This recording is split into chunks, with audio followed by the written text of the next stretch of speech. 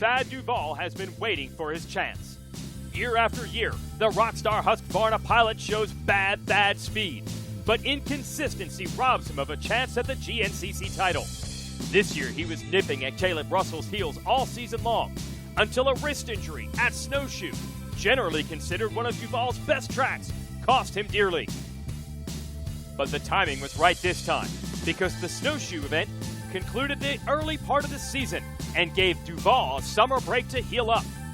With the last round of the series canceled due to bad weather, Duvall has 2 extra weeks to get back to 100% and mount a clutch comeback charge to try to dig out his first ever GNCC title. But no doubt Russell and the rest of the field knows that Bad Thad's coming. Today, the riders will be back on Matthews Farm, a place that has hosted so much GNCC history, for the first ever Mason-Dixon GNCC. Coming up next, live on RacerTV. Are you ready to go GNCC Racing?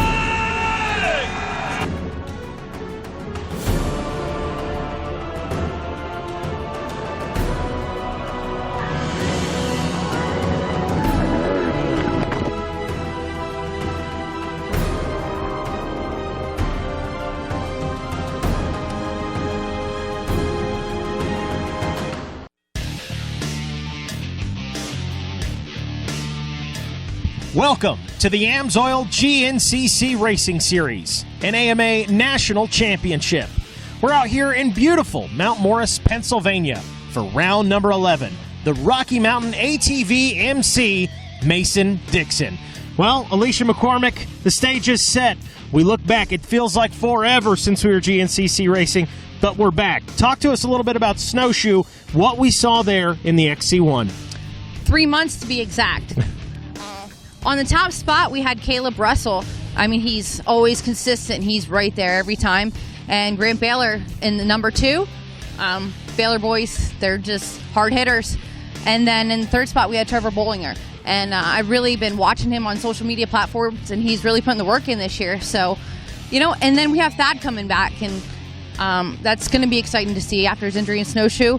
It's going to be a good day of racing today. It's time to find out who put in the work over summer break as we take a look at the XC2 class. Ben Kelly coming away with a win there. Josh Toth, a podium regular, right there in the number 2 spot. And Jonathan Gerard, his first podium finish of the season. And, of course, the FMF XC3, Alex Teagarden picking up a win there. Jesse Ainsley, another podium regular, right there in the number 2 spot. And rounding out the box was Jason Rains. Well, again, it's time to see who put in the work over summer break. But first, let's take it to Jared Bolton for a course description. All right, thanks, guys. Here we are at the Mason-Dixon GNCC. This is a new event that actually happens to be an old event. What do I mean by that? Well, these are 2 different properties we used to race at. We're at High Point Raceway, and we're also at Matthews Farms.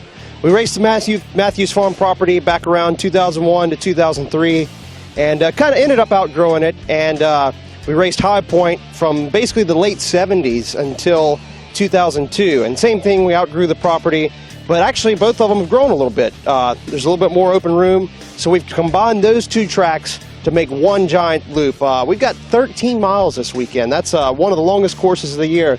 This is good stuff here, and it's going to be pretty interesting. We got a little bit of rain this week. It's going to make for some muddy conditions, but the forecast for this weekend is absolutely beautiful.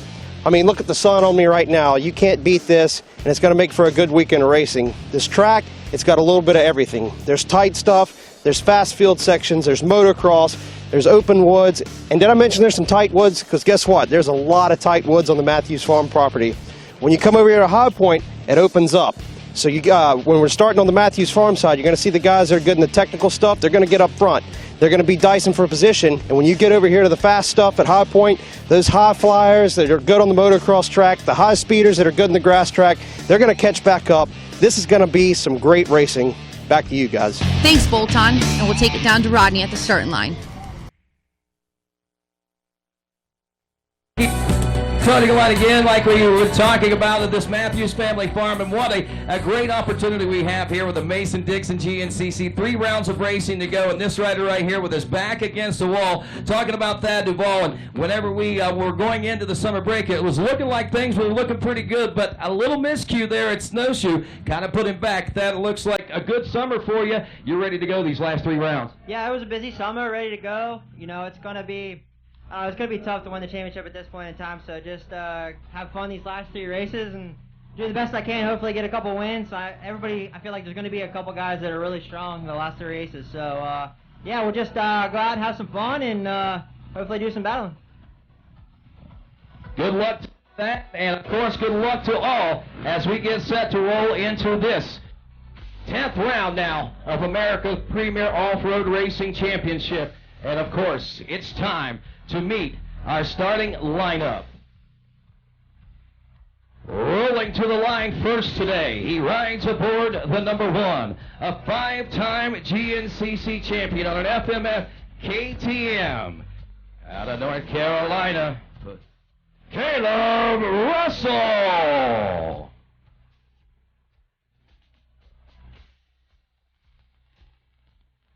Rolling to the line today, second in points. We just talked to this young man aboard the 989 from Williamstown, West Virginia, riding on the Rockstar Husky, Thad Duvall.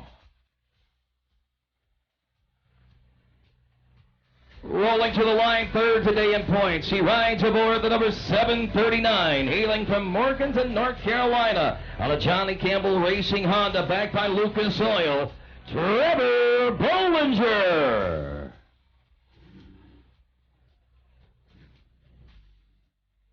Rolling to the line next, fourth in points aboard the 514 from Belton, South Carolina, on a Teely Energy Racing KTM, Stu Baylor.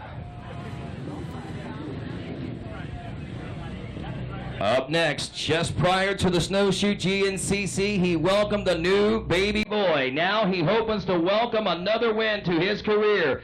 Out of Australia, riding on a Rockstar Husqvarna, the 114, Josh Strang.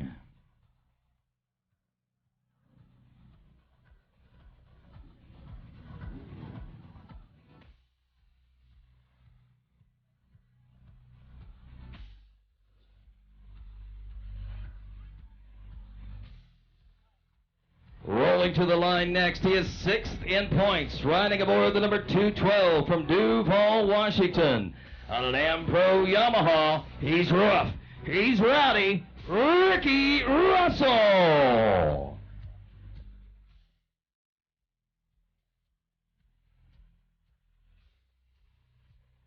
Seventh in points, riding aboard the 523 from Fairmont, West Virginia, on a KR4 Husqvarna, Lane Michael.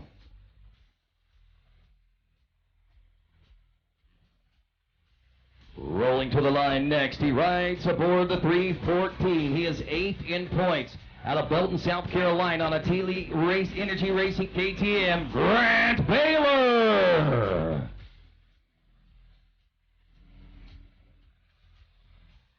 Aboard the number 12, 9th in points from Livingston, Tennessee, on a Beta USA machine, Jordan Ashburn. Sitting 10th in points, aboard the 121 from Logan, Ohio, on a KR4 Husqvarna, Corey Buttrick. Back and healthy aboard the 410 from Birdsboro, Pennsylvania, on a factory gas bar racing gas, Andrew DeLong.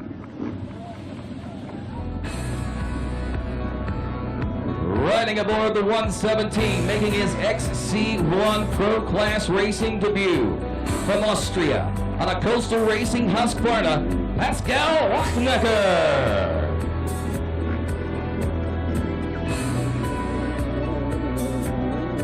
Aboard the 387 from Hewitt, New Jersey, on a Todd Oney KRMC Dreamland Motocross Husqvarna, Luke Rinsland.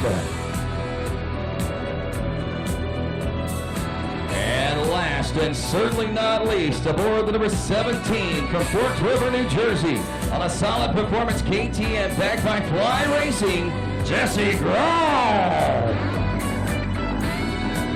And that, ladies and gentlemen, your starting lineup for this Mason-Dixon GNCC, being brought to you today by our good friends at Rocky Mountain ATVMC.com. Get ready, my friends, and that's right, that's their tagline, and that's what we're saying to you. Get ready, because we have got an amazing battle that is staged for you here today. As we said, Thad Duvall losing many points. The only thing he can hope to do is go out and take a win today and hope for the best for things to happen behind him. But when you got a rider that is verging on his 6th national championship title, already the winningest two-wheel rider of all time, Caleb Russell, is going to be hard to knock off, there is no doubt. But with these types of conditions, the numbers on the racetrack, and not only that, just the newness of this new facility, which these guys have not raced on in their career, this is going to I believe set the stage for a great battle. Now, not only those two, but we've got so many folks to look forward to seeing be a part of this today. And I think the drop of this green flag in just a few moments is going to only be the tip of the iceberg as far as what this story that's going to be told is today. Attention turning down to turn number 1, and Ricky Towery as he readies these riders and gets them ready for the start of this race. 1 minute before we see that green flag fly and GNCC racing resume here at Matthews Farm for this Mason-Dixon GNCC. Ricky Towery finding his way out into that first turn region again. He steps up. We know what the next call is. When that blue flag waves, we are 30 seconds away. It's also the signal to let these riders know to shut them down, shut them down, shut them down, shut them down. It's almost time to go, my friends, and I got to ask you, Mason-Dixon racing fans, are you ready to go GNCC racing? All right, guys, I got to say it like this. We're in the heart of GNCC country, and I know we got a lot more passion than that, so I'm going to ask you one more time. Are you ready to go GNCC racing? 10 seconds. And row number 1, the XC1 Pro, will be off and rolling at the Rocky Mountain ATVMC Mason-Dixon GNCC. $250 up for grabs in all balls, hot cans, hot rods, tire spine, hole shots. And it's Thad Duvall. Caleb Russell right behind him. And was that Josh Strang in the number 3 spot? We'll pick up on that in a few moments. But we go down to the second row. XC2 250 Pro, Craig DeLong, Cole Madison, Levi Keller, Austin Lee, Joseph Herrera, Liam Draper. Also Josh Toth, Brendan Riordan, Mike Wachowski, Hunter Bush, Brian DeSault, Ryder Lafferty, Evan Smith, Tyler Branda, Benjamin Kelly, Mason Atherton, Zach Hayes, Hunter Neuwirth, James Berry, Travis Bartlett, also Jonathan Garor and Jonathan Johnson in 10 seconds.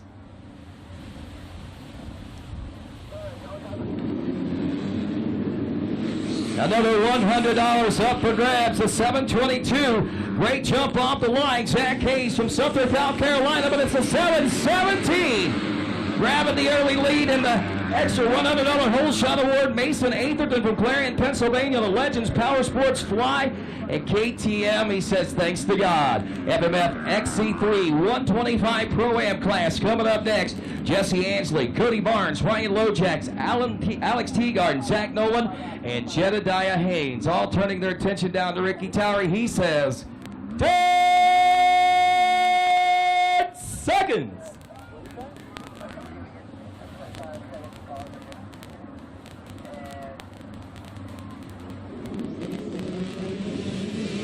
The sweet sink of the 125 two-stroke heading into turn 1, out of turn 1, and it's the 309 Alex Teagarden. Make it Cody Barnes. No, who got that? Oh, mercy, that was a close call. Photo finish across that hole shot stripe. We'll get the official word on the moment right now. It's Open A coming up next. with Connor Smith, Ben Parsons, Zach Tussle, Evan Earl, also Adam Hollenkamp, Eric Guys. 10 seconds. Matt Kerbin, also Levi Hertengrader, Landon Bruner, Tyler Soriano, Landon Lynn, Maxwell Randolph, Matt Bruffy, Kobe Becker, David Muchinsko, Jason Lipscomb, Bryce Coster, and Nick O'Brien. Connor Smith, the 36, out of Denver, North Carolina, on the Mike and the Net Lion AXA Advanced Planners ride is taking the early lead. He's also backed by Palmer Motorsports, and we go down to the 250A class. Chase Hayes, Mark Horesco, Dakota DeVore, Blaine Kimmery, Matthew Davis, Owen Guys, Ian Santee, Keith Ginley. 10 seconds. Jason Keys, Zach Hugel, Brewer Crawley, JoJo Bowden, Josh Farrell, Paul Petrin, Simon Johnson, Reese Bruner, and Barry Fernandez. Bowden, sorry.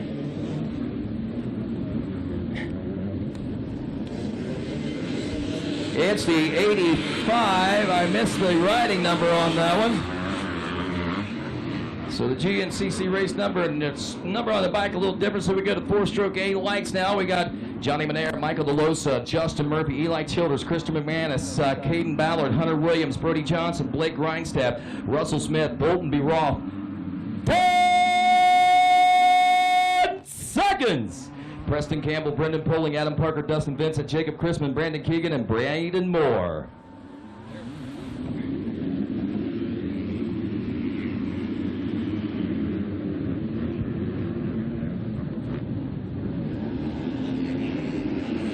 And it's the 66.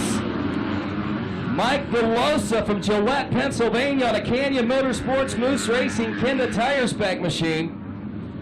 200A class, Joe Marsh, Tyler Centrino, Zachary Davidson, Michael Beeler, David Zimpel, or Dylan Zimpel, Chase Colville, Derek Mabey, Ryder LeBlanc, and Randall Urban in 10 seconds.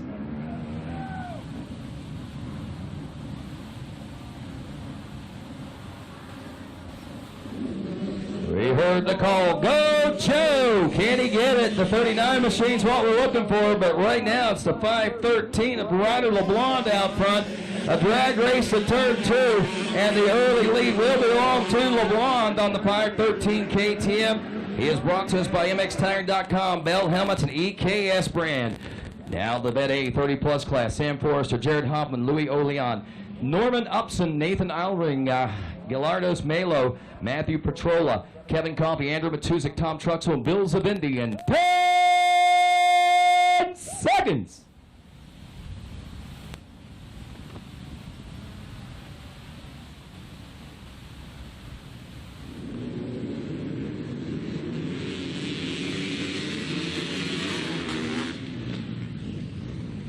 Jockeying for position out of that first turn now. Looks like the 67 of Jared Hoffman's going to grab an early establishment here in the first few turns out of South Park, Pennsylvania. Shakely Vitamins RSR Suspension Team Library back machine. And up next, it's our senior A40 Plus class with Shotgun Sean Remington, Christian Broombaugh, Frank Tussle, Gregory Richardson, Rob Trout, John Beaver, Mark McGrath, Albert DeMott, Rick Burton, Frank Messina, and Jeremy Dexter in 10 seconds.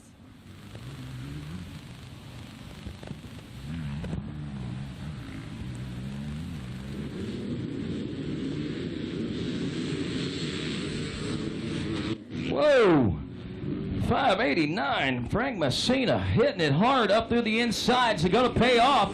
It most certainly does. As the cat rider from Campbell Hall, New York, brought to you by P27 Off-Road, as well as Trail Jesters Racing and Tucker Rocky taking the early lead. Junior AB 25 Plus coming up next. Got Andrew Boggs, Tyler Burton, Casey Belt, Devin Burks, Nicholas Papa, Cody Sickles, Clint Masters, Nick Mellinger, Joseph McCarty. 10 seconds. Colton Hawk, Jesse Kildlow, Mark Greiswich, and Ryan Francis.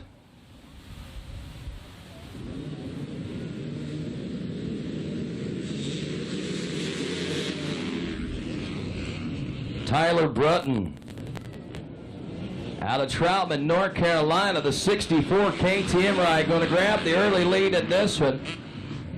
One of the young guns at 25 years old in the Junior A class, the Open B class.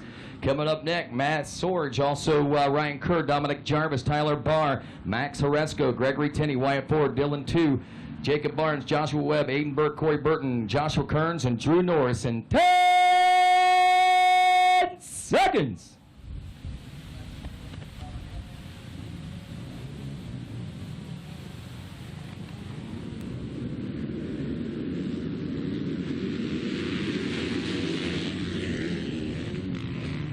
Well, 239 is what the machine says, but I believe he's got a different number here, and it is, whoa, 729 of Aiden Burt, but that Kawasaki pilot there of Ryan Kerr side by side as they went into that second turn now to the senior B40 Plus class. It's William Lackey, Max Proper, Leon Whitaker, Devin Ferguson, Mark Muncy, Timon McDaniel, Mike Muncy, Jason Wilson, Gene Swidwa, Bo Hamlet, Chad Miller, Jason Stickley. 10 seconds.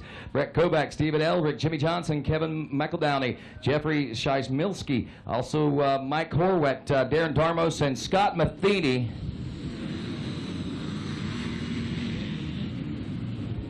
I'm sorry, Jeffrey, I totally butchered your name. But there we go. It's the 920, actually 404 on his helmet. Jason Stickley out of McDonald, Pennsylvania on a Lenovo Racing Numbers Brewing and Stickley hauling back machine as we go now to the 4-stroke B lights class with Garrett George, Nicholas Hayes, Zach Maley, TJ Fine, Andrew Tinker, Alan Braden, Jake Easler, Mac Reimer, and Garrett Robertson in 10 seconds.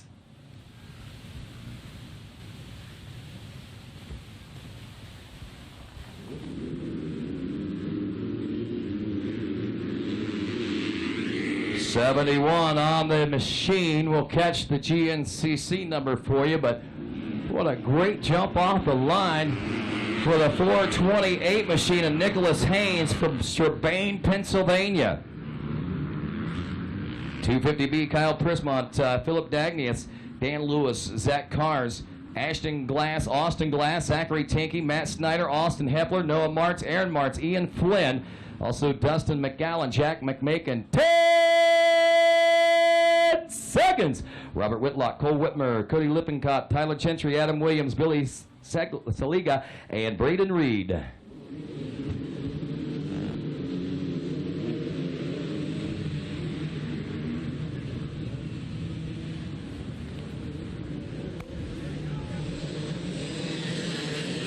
.518. It's Cole Whitmer from Amity, Pennsylvania. He's an Ampro Yamaha backed by Waynesburg Yamaha and Answer Racing Machine. 200B class. Sean Myers, Trevor Maley, Tanner Kirkman, Lucas Sepelyak, Nathan Aritz, RJ Mergel, Jacob Harmon, Tanner Collins, and Colby Davis ready to roll in 10 seconds.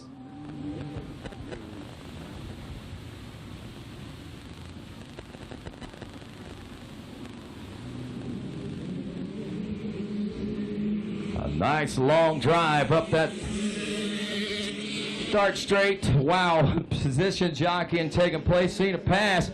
77 on the machine. I'm thinking 277. Trevor Maley from North Canton, Ohio, taking that early lead on his KTM as we go to the vet B30 Plus class. Grant Kirkman, Wes Morris, Larry Hopper, Jeremy Stowovy, Nick Plank, Josh Kuhn, Tyler Williams, Steve Bruno, Gary Bassang, Dave Murray, Adam Clark, Glenn Haynes, Neil Hood, Wayne Skidmore, Matt Modick, Ben Conaway, Peter Arbanez, Dave Hill, Nathan Hammond, Nathan Miller in 10 seconds.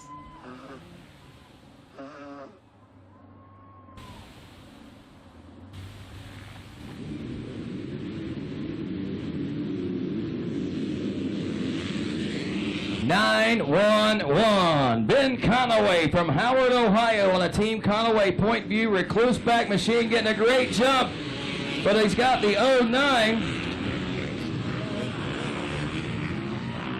who has also got a lot to say there, but wow, they have got a great battle already starting in this one.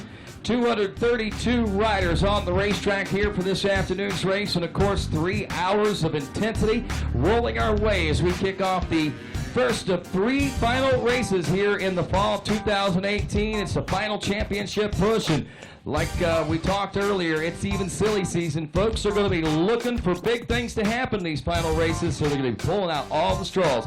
How's it all going to turn out? Stick around. GNCC Live continues right after this. A race like no other. 3 hours of battling in the toughest conditions a dirt bike may ever see. And you get to watch it while relaxing anywhere you want to go. Right here live on RacerTV.com. We handle your races, your jumps, and your trails. Isn't it time you give your daily driver the same love? Amsoil's Signature Series Synthetic Motor Oil delivers 75% more engine protection against horsepower loss and wear than required by a leading industry standard. Amsoil also offers a full family of ATV, UTV lubricants, giving you above and beyond fortification for your weekday and weekend vehicles. Amsoil, devoted to protection. I'm a sore loser. I'm a sore loser. Losing is not an option for me. Be the best. The best? The best. You have to have the best equipment under the hood. That's why I only use Cometic products in my engines. Cometic gasket. Cometic gasket. Cometic gasket. Cometic gasket, a superior quality gasket For those of us who demand the highest level of performance. We are American motorcyclists. We are members of the American Motorcyclist Association. Racers, fans, and crew. We come together for this sport we love, to race together, to grow together. We start young and not so young. We race motorcycles and ATVs. We become friends, we become family. We compete for weekend bragging rights and national championships. We make memories on the toughest off-road courses in the country and on the best motocross tracks in the world. Some of us aspire to the speed and poise of road racing or the fierce competitiveness of American flat track. And we honor our greatest champions in the AMA Motorcycle Hall of Fame. Through it all, we cheer, we win, and we lose. We are racing. We are the AMA. Race with us. Be part of the greatest sport in the world. Be an American motorcyclist. Join us today at www.amajoin.com/join-now.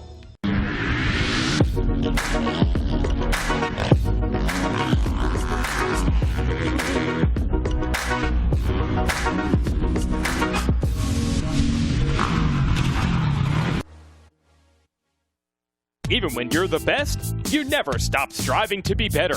The all-new from the ground up 2019 Yamaha YZ250F is available at LoJack Cycle Sales, alongside the all-new YZ65 and YZ85, and refined YZ450F.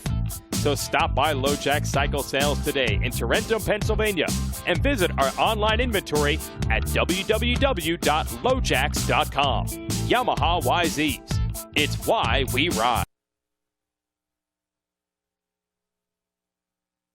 And welcome back to GNCC Live. I'm Mikey Waynes. You've already heard from Rodney Tomlin, and we'll be joined by Johnny Gallagher here momentarily. And this is GNCC round number 11, the Rocky Mountain ATV MC Mason Dixon.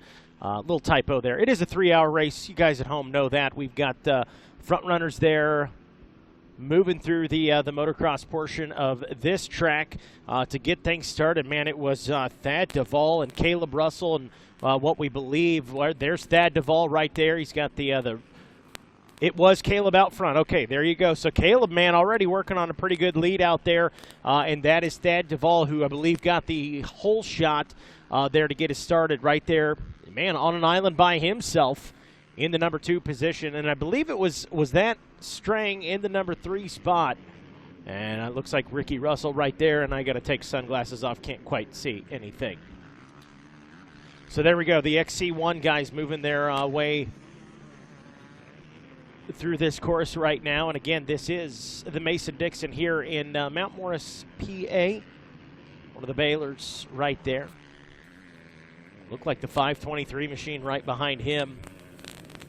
So, man, for as early in the race as it is, not really, thought I'd see him a lot closer than this, but to get things started here, the case, and my screen just went black, so I'm blind. But, yeah, we're off and rolling here at the Mount Morris, PA, or in Mount Morris, PA for the Rocky Mountain ATV Mason-Dixon. Hopefully you folks at home are still seeing stuff. I've got a black screen if you can hear me in there, guys. Get somebody out here to take a look at that. Coming into this one, though, kind of giving you a bit of a recap. As we came in here, we're coming off of what felt like a long summer break. Caleb Russell picked up the win.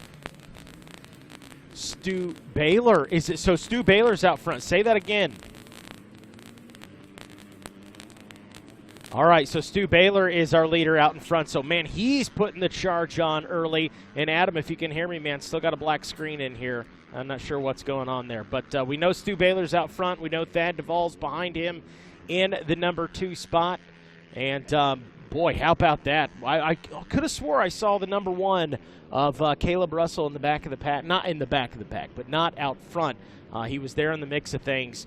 With the rest of the XC1 guys. So, man, how about it? Stu Baylor charging hard is one of the things that he talked about coming into today's race was some of the success and the times that he's had at the Enduros, and he was kind of wanting to bring some of that in here today. And so, again, Stu out front. Yeah, I got a black screen. I got nothing. So Stu Baylor's out front. I believe we're looking at a replay right now.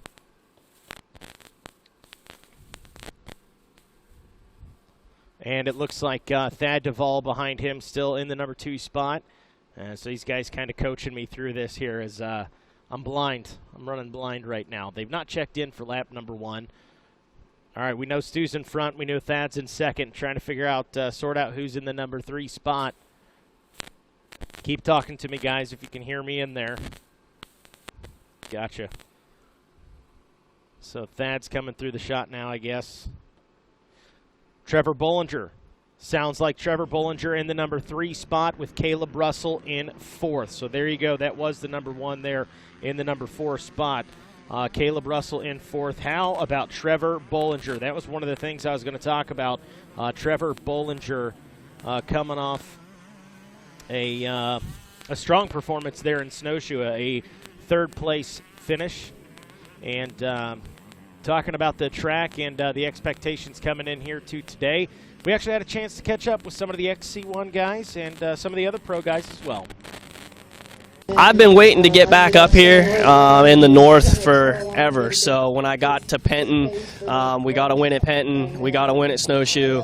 We're back close to home again this weekend. So this is the stuff I like to be in, and I'm happy to be back north. So I can be pretty confident to say I'm interested in a win this weekend and interested in a win next weekend and the rest of the year. And that's what we got to do where we're at in the championship chase right now. So, wins are what's on our mind, and that's what we're going to go after. So just, it looks slick and stuff, but it's definitely going to dry up for tomorrow. The track's going to change huge if it's going to be sunny and like it's supposed to be tomorrow. Yeah, the track coming back, we've never been here. Well, I haven't. I think the last time they raced here was 03 or something. So, it's a new track for me, so I'm excited to come here and race. Yesterday, riding around, it looked half the track was like pumpy and loamy and should ride up, and then the other half is real hard pack, kind of like power line. So I think there'll be a mixture of everything. Once the morning class gets done on it, I think it'll be a completely different track. The ground's where they've ridden. I think they'll cut it up, and I think it's going to be a technical track, but I think I'll enjoy it. I feel good. I mean, we've had, like I said, 12 weeks off or something, and I feel like I've had a pretty good, I guess, call it a summer break or an off season, and ready to go. All right, well, there you go. Getting the insights from some of the pro riders out there coming into this Mason-Dixon. And also, hey, big congratulations to Josh Strang and Cameron Strang on having the baby Maverick Strang. So just a few, maybe short 4 or 5 years, we'll have him on 2 wheels out here racing GNCCs for sure. So there you go. We're going to take a look now at give you guys kind of an idea of what the track entails for these guys here today. One of the longer courses of the season, or one of the longer tracks of the season, just a little over 12 miles, stretching through all sorts of terrain. Heard a lot of great reports from some of the riders this morning and even yesterday saying this feels like good old-fashioned GNCC, and how appropriate. We are in the middle of GNCC country here. So you saw those the white highlights there. Those were our different camera shots we're going to have for you guys here today. There is Stu, and there is no one else. Stu's out there taken to the motocross section of this track there over on the High Point side of things. Moving through, camera guy can't even find second place right now. Where? Oh, where? There's Thad Duvall, and that looks like Trevor Bollinger right him, trying to make up a little ground on the motocross course. How about it? There's second and third. Thad right in front of Trevor right now. But, boy, Trevor Bollinger really starting to come into his own in this XC1. And we kind of alluded to it at the end of Snowshoe. I asked Rodney at the end of that race, man, can we start talking about Trevor Bollinger in the same sentence as some of these front runners? And he said yes. And I got to believe, Rodney, you're right, man. He's right up there right now. And talk about a guy with some motocross experience, Caleb Russell. Out there racing some pro motocross, had the injury there, kind of cut it short, but boy, would have loved to have seen how that played out. But here we go, some more of our XC1 guys ripping through there. Thad and Trevor Bollinger there right behind him. See Trevor maybe gaining a little bit of time there in the motocross section. I believe that was Ricky Russell. And Lane Michaels behind him. So that was Lane Michael. That would be your fourth and fifth place position. Josh Strang, and then boom, there's Caleb Russell behind him. I'm not sure if that was Grant or not right there at the tail end. So first place, man, Stu's trying to run away with this thing early. We'll see. Stu has had some pretty good starts this season, but a little, some mishaps here and there. We'll see if he can maybe today put together the complete race, man. Maybe capture a win for Stu Baylor today. It's a long race, 3 hours. It's still early. But, boy, Stu Baylor, how about the start for Baylor? Here putting it on for what's essentially the hometown race for the Teely Energy racing team. Not necessarily Stu's hometown, but regardless, the race team kind of their home, their stomping grounds, if you will. So that was Josh Toth leading the XC2 right there. So Toth trying to pick up a win, click off a win. Him and Ben Kelly been battling all season long. Ben Kelly on screen right there in the number 2 spot. So there you go. Some distance again, just like we had in the XC1. We've got some distance there in the XC2 early in this one. In the twins, if you will, the carbon copies of each other, part of that Trail Jesters KTM team of Josh Toth and Ben Kelly, just out there doing their things right there. Craig DeLong in the number 3 spot right there in the XC2. Ripping around, couldn't quite make out who was behind him.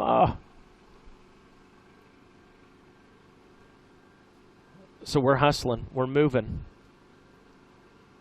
XC2, more of the XC2 guys coming up through here. Got some good battles going on in the XC2. So we'll be seeing the FMF. That was Gerard, I believe, back in about 6th place. So the FMF XC3 guys should be coming through here in a moment. We'll see the 125s take to this motocross section of today's course. And again, like we were talking in the track map there, those highlighted spots with the white, those are going to be your camera shots today. So we getting you the best here at the Mason-Dixon GNCC. Well, again, man, it feels like summer break was a little too long. But we're back. We made it. Johnny G's hustling into the booth. It's the Mason-Dixon. If you're not here in person, I can tell you from personal experience, the distance between the finish line and the start line feels like it's about 4 miles. I think it's literally got to be more than a mile. But yeah, it is what it is. But, hey, we're off and rolling. Johnny G finally up here in the booth with me. And, Johnny, man, you've seen it firsthand. I've got Stu out front in an island by himself. Thad Duvall kind of on it. Well, not an island by himself. Trevor Bollinger chomping at the bit, trying to capture that second-place spot. We had Caleb Russell back and forth. I think he's further back than that now. Johnny, what are you seeing out there, man? This track is it's really a handful, Mikey. I mean, we've seen it shake things up all weekend. Obviously, with yesterday we had a first-time ever winner. The conditions were improving throughout the race, but it was really slick out there. And you can see even here on this motocross track, obviously the famed High Point Motocross facility, pretty awesome that these guys get to come out here and, spin some laps on this thing. We had guys like, Ken Roxon and Eli Tomac out here doing this just a few short months ago, and now these same guys, prepped a little bit differently. Yeah. But, this track, it'll reach up and bite you. So it's not surprising to see these big swings up front that we've been seeing so far. Obviously, we saw Thad Duvall and Caleb Russell up front early, and now that is shaken up. Stu Baylor has taken the point position, and as you said, Thad Duvall and Trevor Bollinger are second and third, so we got to see those guys battle a little bit. But, it's slick out there, Mikey. Don't let this motocross track fool you, because it looks nice and dry, and actually we're seeing some dust kick up.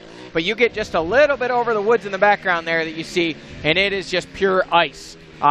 Here we see these guys now coming on to VP Fuels Pro Row, and there it is. Out front, Stu Baylor, and hot on his heels, the 739 JCR Honda of Trevor Bollinger. He is right there, folks, chomping at the bit. Now, keep in mind, these guys, and there is our third-place rider, Thad Duvall, right there behind, so those guys all separated by just about a second between the three of them. Yeah, I was going to say, just as you guys saw it on screen at home, Stu Baylor, he checked in. They've all checked in with one lap, obviously, because they're here in the pro pits. The lead for Stu when he checked in was about 21 seconds. Trevor Bollinger actually checked in, which you guys saw it on screen, in the number 2 spot, and he's 3 seconds, at least when he checked in, ahead of Thad Duvall. So it's already seeing some flip-flopping, and I kind of alluded to it earlier, Johnny. We kind of wrapped up Snowshoe talking about, can we start mentioning Trevor Bollinger as one of these top guys? So far this afternoon, I think we have to. We got to start mentioning this guy in the same sentence. Yeah, absolutely. He's been a consistent podium contender all year long. Hasn't always wound up on the podium, although he has many times. But he's been right there almost every race, chomping at that podium place position. And you got to wonder, how long is it until he can turn those podium runs into a bid at a win here? Here we see now Josh Toth, the leader of our XC2 class, as the majority of our XC1 guys have now made it through. We did see Caleb Russell look like he was in about the 5th place spot there. Actually, I'm sorry, 6th place spot. It was in 4th and 5th. We had Josh Strang and we lost a little bit of feed there, folks, so we're kind of flying blind. There we go. Corey Buttrick coming by, another one of our XC1 riders. And I don't know if we missed Ben Kelly or not. We did see Josh Toth. So, again, like you said, there was an island there, things had opened up, and then it closed back up. And basically the top 3 are, as Bjorn Hamrick would say, wheel to wheel to wheel. Now look at this. This is actually Ben Kelly. So before we lost the feed there momentarily, we saw Josh Toth come through, and Ben Kelly just now making his way through. So that is a considerable gap, Mikey, that we see this year early. Josh Toth must be on a mission, sprinting, trying to break his championship rival. And close behind Kelly there is the number 8 Coastal Racing Husqvarna of Craig DeLong. Well, how about it? Yeah, Craig DeLong in the number 3 spot. Looks like he, when they checked in, Ben Kelly was 33 seconds behind Josh Toth. So, yeah, you're seeing that separation there on screen. And how about this for the folks following live scoring at home? That's not a typo. Pascal Rockenecker moving up to the XC1 here today. Johnny, he's in 5th, man. He's in 5th. I don't know if you heard it this morning. Rodney was talking with him, with Pascal, and Rodney made the point, hey, you know what? I felt like this was a long time coming. You look too big for that 250. To see you out here on the 450 today just seems like a better fit for you. Right there, Pascal doing work, the number 117 Coastal Racing Husqvarna out there in the number 5 spot. Yeah, absolutely. And Pascal's been a bit of an anomaly this year. I mean, he came out, joined us last year at Ironman, won in his very first ever GNCC race, won the XC2 class last year at Ironman, and then came out this year, and he's had solid rides, was a podium contender early in the season before I believe he had a hand injury that's been hampering him, the last couple months. But even prior to that, he really, although he was there battling for those podiums, he honestly really wasn't in that Josh Toth and Ben Kelly battle most of the races late in the race. He'd be there early, showing good sprint speed, but it just seemed like something was missing. So now that he's had the summer break, an extra long summer break, especially due to the canceled event, to see him back out here, fresh class, fresh machine, maybe a fresh outlook. And so far, it seems like it's really showing to pay off for him. Paying dividends for him. Well, taking a look again, let's take a look at that FMF XC3. Show those 125s a little love. Cody Barnes making the switch to the beta machine, signed on with them during the summer break, got the whole shot this afternoon, and now here he is still in first place after one. Leading Jesse Ansley by 12 seconds. Zach Nolan back in the number 3 spot, and Alex Teagarden, who had a pretty good start, was battling Cody Barnes for that whole shot. I think that one might still be up for debate, actually, but Alex Teagarden back in 4th. If you're wondering where Jason Raines is at, no Jason Raines today. Got an injury that he's nursing, so we will not see Jason Raines, but boy, how about the start for Cody Barnes? Absolutely, and that's sometimes what happens is you get that fresh machine, you get that fresh look on things, and you just go out there and you give it your all, and it kind of translates into a faster than normal start. And Cody Barnes, normally a fast start. Here we see it. We got a new leader here, folks. It looks like the 739 or Trevor Bollinger has taken over the lead. And is that the head of? Did we miss Stu Bailey? I think Stu was out in front of him. Okay. I'm almost positive I saw Stu ripping through there. Okay, Stu, sorry. okay. Yep, False alarm. they just Johnny's confirmed wrong. it for us. So here comes our 4th place rider, and that is Rocknicker. So he has now dispatched Josh Strang and taken over that 4th place spot. Ricky Russell now into 5th. That looked to be Caleb Russell, who is also around Josh Strang, and into 6th. So Strang all the way back to 7th now. So that is your top 7 as they run. Oh, wait, that's Strang. That's Strang right there. So I don't know who the other one was. Maybe Ashburn. Might have been. And there is Grant Baylor coming by in about the 10th place spot, it looked to be. Well, earlier on, Lane Michael was in the mix, too, the 523 machine. I don't recall seeing him come through, though. There is, so that must have been Lane Michael then, because there is Ashburn there, and it appeared to be a rider in moose gear, which is what I know Lane Michael wears. Yeah. So, apparently Lane Michael has, we'll go with it. got himself. And if it's different at the next one, we'll just pretend like it changed. That's right. But these guys are up front. They're battling furious. And you could see, Mikey, you remember what this track looked like on Friday looking around. Here is our XC2 leader, the number 1 of Josh Toth. And we'll see what that gap is. He came through there at 33.14. He made that left-hander. We'll see exactly what the gap is back to Ben Kelly. One thing I will say, it seems this year Josh Toth seems to have the sprint speed far and away better nailed down than that is one of our XC1 riders. That might have been Corey Buttrick there. But it seems Ben Kelly really keeps a steady pace. Yeah. And these things seems to tighten up at the end, and he almost gets stronger as the race goes on. So 14 to 40. So he's actually reeled it in a little bit. He's got it down under 30 seconds now. So whereas before I think you had said it was 33. I believe it was. Yeah, I think it was right at 33 seconds seconds after lap 1. So now he's got that down to under 30, about 28 seconds. There looks to be Craig DeLong, the number 8. And I'm not sure who that was. That might have been Johnny Girard there on the Suzuki with the bright-colored helmet that just came by. So he might be running strong in the 4th place spot there in our XC2 class. Johnny Girard coming off, I believe a 3rd place finish there at Snowshoe. So maybe carrying a little bit of that momentum from summer break. Gave him some motivation, come out here and get him another podium. Absolutely. Sometimes it just takes that one breakthrough ride for a guy like Girard. He's been a stud and a standout in his series up there in the Northeast, the J-Day series for many years. Came out, and he would always race with us at Unadilla, and then this year was the first year that he came out, and I believe this is the first year that he's committed to the full series on that MCS Suzuki. And he is he's out there just laying it down and trying to bang bars with these XC2 guys. And, he's made several comments throughout this year about being known as a sprinter, obviously coming from that J-Day series, and he wants to prove that he's got the gusto to go 3 hours, and, he made it stick, finally put himself on the podium there at one of our last rounds. So, he's definitely making inroads to making that happen week in and week out, Mikey. He is, and we actually had a chance to catch up with Johnny and do a little rig tour with him. Johnny Girard got to be featured on our rig tours this past Friday, so let's take a look at that. I'm Johnny Girard, and this is my rig.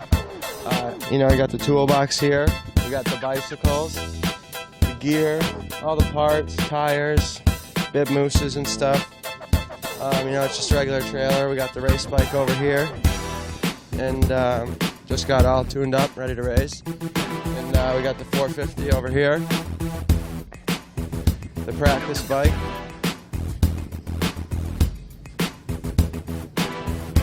And this is the truck here. Nothing special. It's my girlfriend right here, doing a little homework.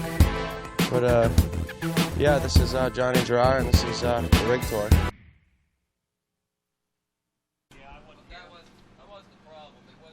All right, folks, here we are back at the famed High Point MX motocross facility. Again, the biggest and best names in all of motocross have raced out there on that course that you're seeing right now. And now these GNCC guys, after a 15-year break from this facility, we're back. Well, kind of. We're across the road at the Matthews Farms property, but we got the easement from the township to be able to cross the road, get over there, and spin some laps on that High Point motocross track as part of today's off-road festivities. And boy, these guys look like they're really enjoying it. You know, it's got to be a dream come true for a lot of these amateurs. You know, they probably, especially if they're local to here, they travel here every Memorial Day weekend to take in that event. You know, they get their coolers, they get their umbrellas, and they get on the sides of the hills there, and they watch the best motocross riders in the country, nay, the world, do battle on those very famed hills right there that we're watching. And now they get to go out there, and you got to wonder, is that guy in his head right now saying, "Brap, brap, I look like Ken Roxon out here." Awesome, and I tell you, speaking of historical places, you know, this has been an amazing venture, and being able to be back here to High Point in the Morgantown area, in the shadows of our home offices, just outside of Morgantown, West Virginia, you know, and High Point Raceway itself. I mean, just an amazing place in itself, and of course the crew. You guys, everybody had a chance to go out and check things out on Friday, and we had a chance to see and feel what High Point and this whole area has to say around Mount Morris. Thanks, guys. Yeah, we're here at High Point Raceway in Mount Morris, Pennsylvania. It's been a long time since we've been here. This is a scene for the pro motocross races, but it's been since 2003 since GNCC has been here, although it's such a beautiful facility, but it's been a while. And 2003, were you around in 2003, Lane? I don't even think I was thought of. So what do you think of the track today? The track conditions are looking a little wet, but I bet the track will shape up, and the weather's looking beautiful this weekend, and the track should shape up.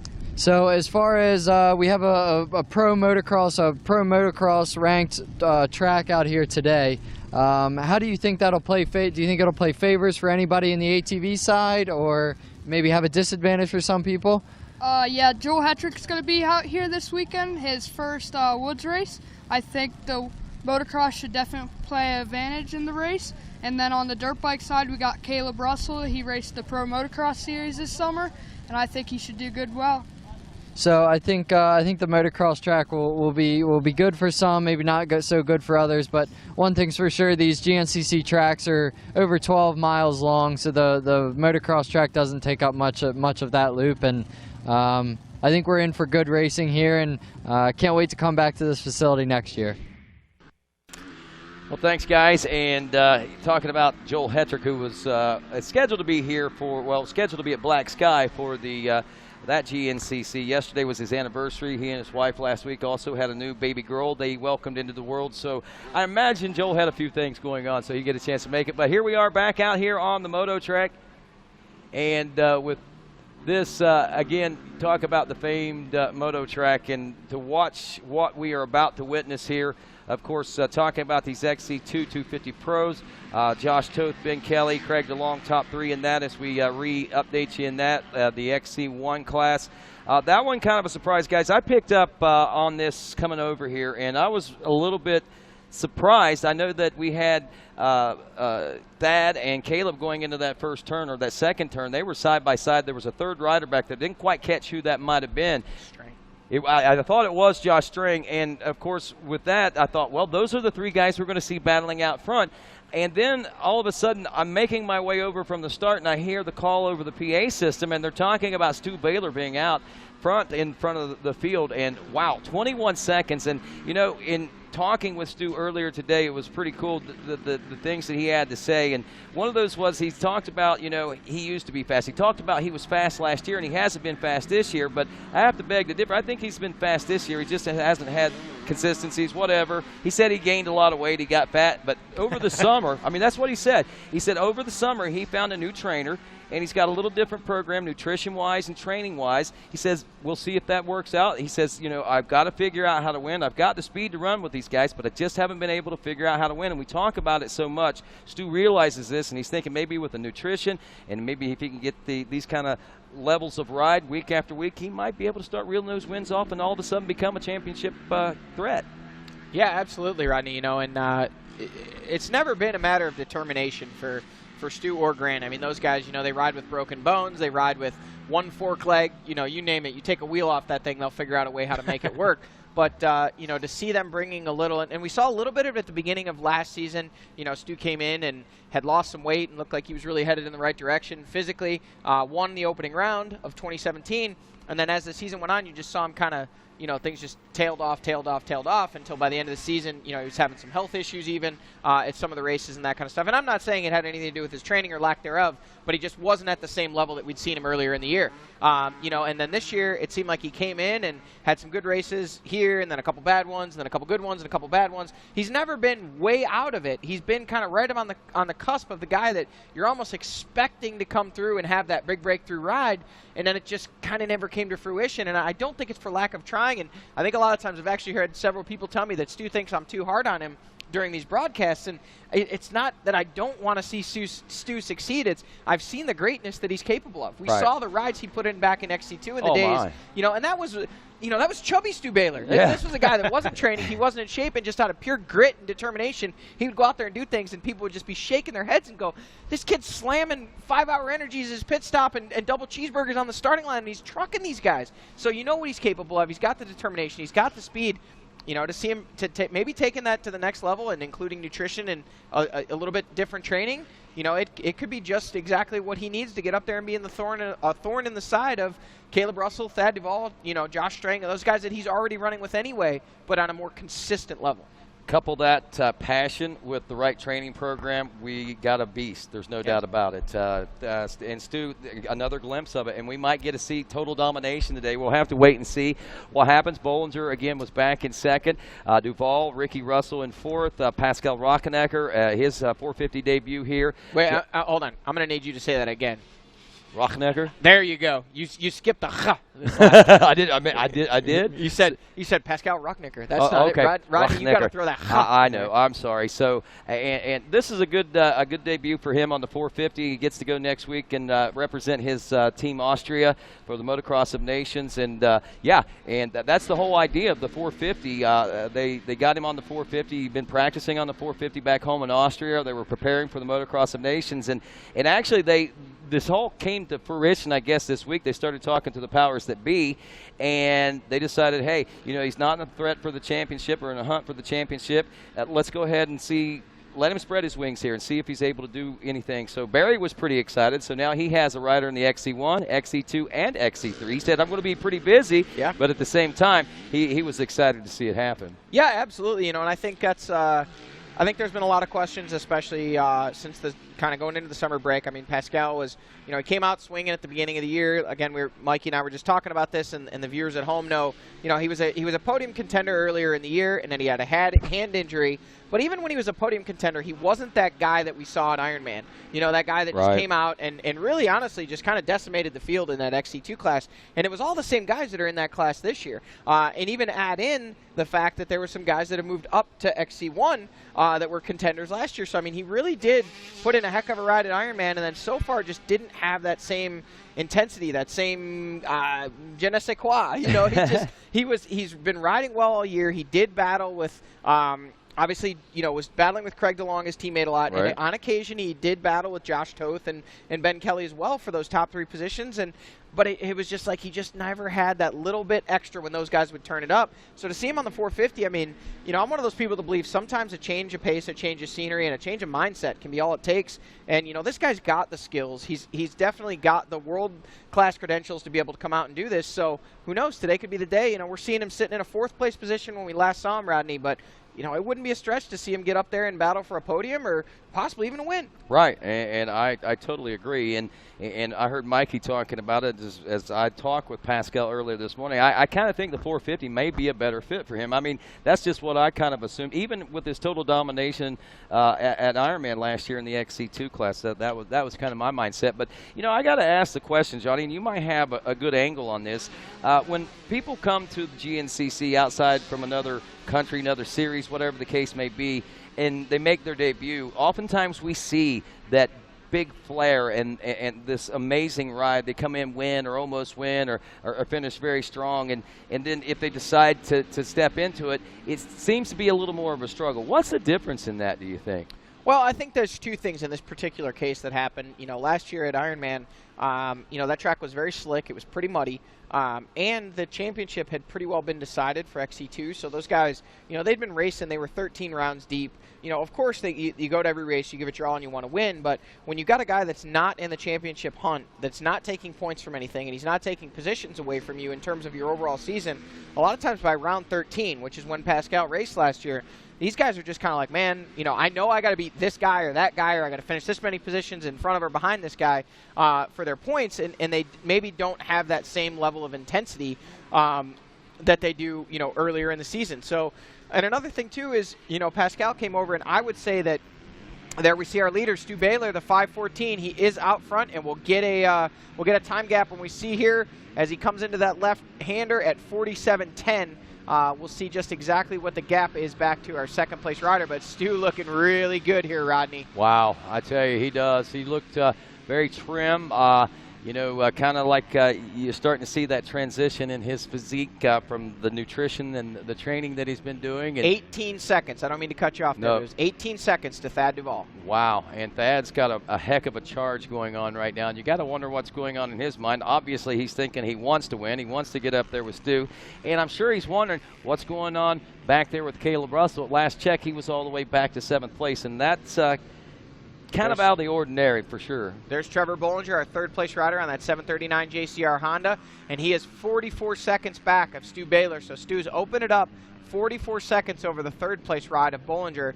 As we look back, I believe that is Caleb Russell, who has now moved into the 4th-place spot. It is, and he is nearly a minute behind Stu Baylor. Wow. And note this, my friends, at 48 minutes into this race, so we got a little over 2 hours of racing left to go.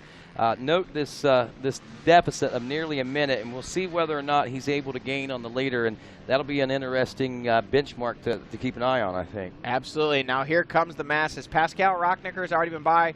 There we see Josh Strang.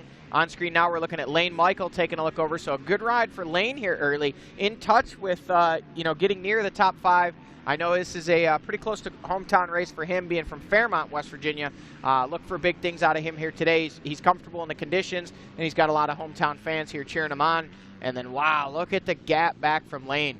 We've got nobody. So these guys, it looks like the top 7, I believe, have really broken away. What in the world is separating these guys like this? Do we have? Well, I know that that Ryan Eccles, I guess, put in a new 2-mile section this morning. So I don't know. Is it a tighter section, you think, that maybe separating these guys out here? Yeah, it could be. Oh, here we see. Is this a battle? Oh, look at this. Ben Kelly has made up the ground on Josh Toth and taken over the lead. When we last saw, Kelly was 33 seconds down, had got it down to just under 30 in a couple miles. Now, folks, he has reeled in Josh Toth and taken over the lead. You want to talk about a barn burner in the XC2 class. The Bash brothers, Toth and Kelly, they're back at it. The Trail Jesters KTM of Kelly and the Factory FMF KTM of Toth are bar to bar, and they are battling it out there, folks. Well, I tell you, the folks back up in the Northeast have got to be on the edge of their seats and really enjoying the battles that they've seen their riders do here so far in 2018. And I'll tell you, picking up from the summer break with these guys like this, not much of a surprise, really, because these guys were riding with that kind of intensity in the early part of the year as well. Now look at this. There's our third-place rider in XC2, Craig DeLong. He was just with Kelly, well, maybe 10 seconds behind him the last time we saw him. So Ben Kelly not only bridged that gap to Toth, but he put a heck of a lot of time on Craig DeLong. So he is really on the gas. Craig looking good there, but I'll tell you what, right now, he really needs to find another gear if he wants to try and close up that gap to the front 2 KTM duo of Toth and Kelly. Here we see our 4th-place rider in XC2. That is not Gerard. I'm trying to figure out who that is. That might be Mike Witkowski. I believe that is who that is there on the factory beta machine, the 282. Hard to catch a number on him, but that's who it looks like riding style-wise to me. We'll have to wait and see when they check in if I'm right about that or if I'm just guessing. Is that Draper that just went by there on the 198, I believe? That would be 5th place in the XC2 250 Pro class here. And Liam Draper's a rider that's been doing very well at, the enduros and the sprint enduros. And he just has not translated that into as much success here in the GNCC. But I know he did a lot of riding over this winter, or I'm sorry, summer. It almost feels like winter because it's been so long. But wouldn't be surprised to see him break through, possibly even a podium finish or very near. Actually, that might be Liam. Oh, really? So maybe we lost a little time back there. And there is Evan Smith, I know, right there behind him. And maybe Dre, it's hard to tell. These guys all look the same at this kind of distance. But, look at that field section that Ryan Eccles and Jared Bolton laid out. Gives the riders a chance to look over. You can see 3-4 lanes even over, and that equates to 30, 40 seconds, and you can see just who's ahead of you and who's behind you, and get you a lay of the land on what you got to do to make up time or to not lose time if you got guys trying to run you down. Well, Johnny, you've been out in the woods today. I know we had a lot of rain leading up through this week, and yesterday's conditions really not too bad. All the rain that we'd had and everything, there were some softer areas and muddier areas out there. Being out there today, what kind of transition has this track made over the last couple of days? I never expected this to be a mud race, and as much as it wasn't really muddy even for us yesterday, I was actually surprised how soft it was. When I heard that they were towing people into the pits on Thursday, I was shocked because I remember High Point being greasy. But the one thing I will say is this course, as we were talking about, we cross over the road and we go over to High Point, and that piece of property is 180 degrees different from this piece of property. The property, the lay of it is about the same, but the ground over here is soft and it ruts up, and you get you kind of get that that heavy dirt feel, where over on the High Point side of the property, which the track is about half and half, give or take, maybe a little more on this side, it's over there, it is super hard packed, cobblestoney, slick, and you just pin it wide until you hit a berm and then you turn. So it's entirely different. Here what we're seeing, this is actually on the High Point side. This is a field out in the very back corner of the High Point property across the road from where we sit now in the RacerTV studios. But the track has really dried up, Rodney. We actually started to see some dust kicking up on some of these straightaways, which is crazy given all the rain. Saw that yesterday, actually. And you got to wonder, I know you're like me, you're from Ohio. I know you guys have had a little more rain down in southern Ohio, but over here, oh, look at this. We have got Stu Baylor out on that High Point Moto track that we were just talking about, throwing a little flare there, Rodney. Wow. Again, he is just rolling with a head full of steam, and as we take a look at things, we're due in for a second lap complete here pretty soon. According to timing and scoring, it says 21 seconds, but actually, yeah, second lap. So I think the second lap is a little longer than the first lap. What was it yesterday? Maybe a mile and a half? Yeah, about a mile and a half, and he's about a mile from the finish right now. So he's got to finish this moto track, and then he's probably almost 2 miles from the finish. He's got to finish this moto track, and then he'll come to the 12-mile marker, which will bring him across the road. And we're kind of panning back and forth, but we do know that is Stu Baylor, and he's hard on the throttle. Can't see who all we've got behind him, but it almost looked like Caleb Russell might have worked his way up into this. Nope, that is Thad Duvall right there. So Thad Duvall still in second. Gap looks to be still about the same on Baylor. He does not appear to have made up much time, if any. We'll obviously get an official check here probably in about 6 minutes, 5 minutes. I'd say about 2 minutes. We should. Well, they still have to run that off camber too. So that's what, yesterday I was going to say about around 2 miles. We estimated yesterday and thought about 6 minutes, 5 to 6 minutes, and that's exactly what it was for the ATV leaders yesterday. Now, don't know if the track's any different, any faster, or what the case may be, but somewhere in that neighborhood. We'll say 3 to 5. Then how's that? Yeah, I'd say 3 will be pretty close, and you never know. It just depends on how long these guys take to come across. But there we see Trevor Bollinger, the 739 JCR Honda, and next we should see the -- 1 FMF KTM of Caleb Russell, and there he is trying to chip away at that lead that Stu Baylor and Thad Duvall and Trevor Bollinger have been able to put on him. Right now he's trying to reel in Trevor Bollinger over that final podium spot. And this should be Pascal Rocknicker here in fourth, and it is.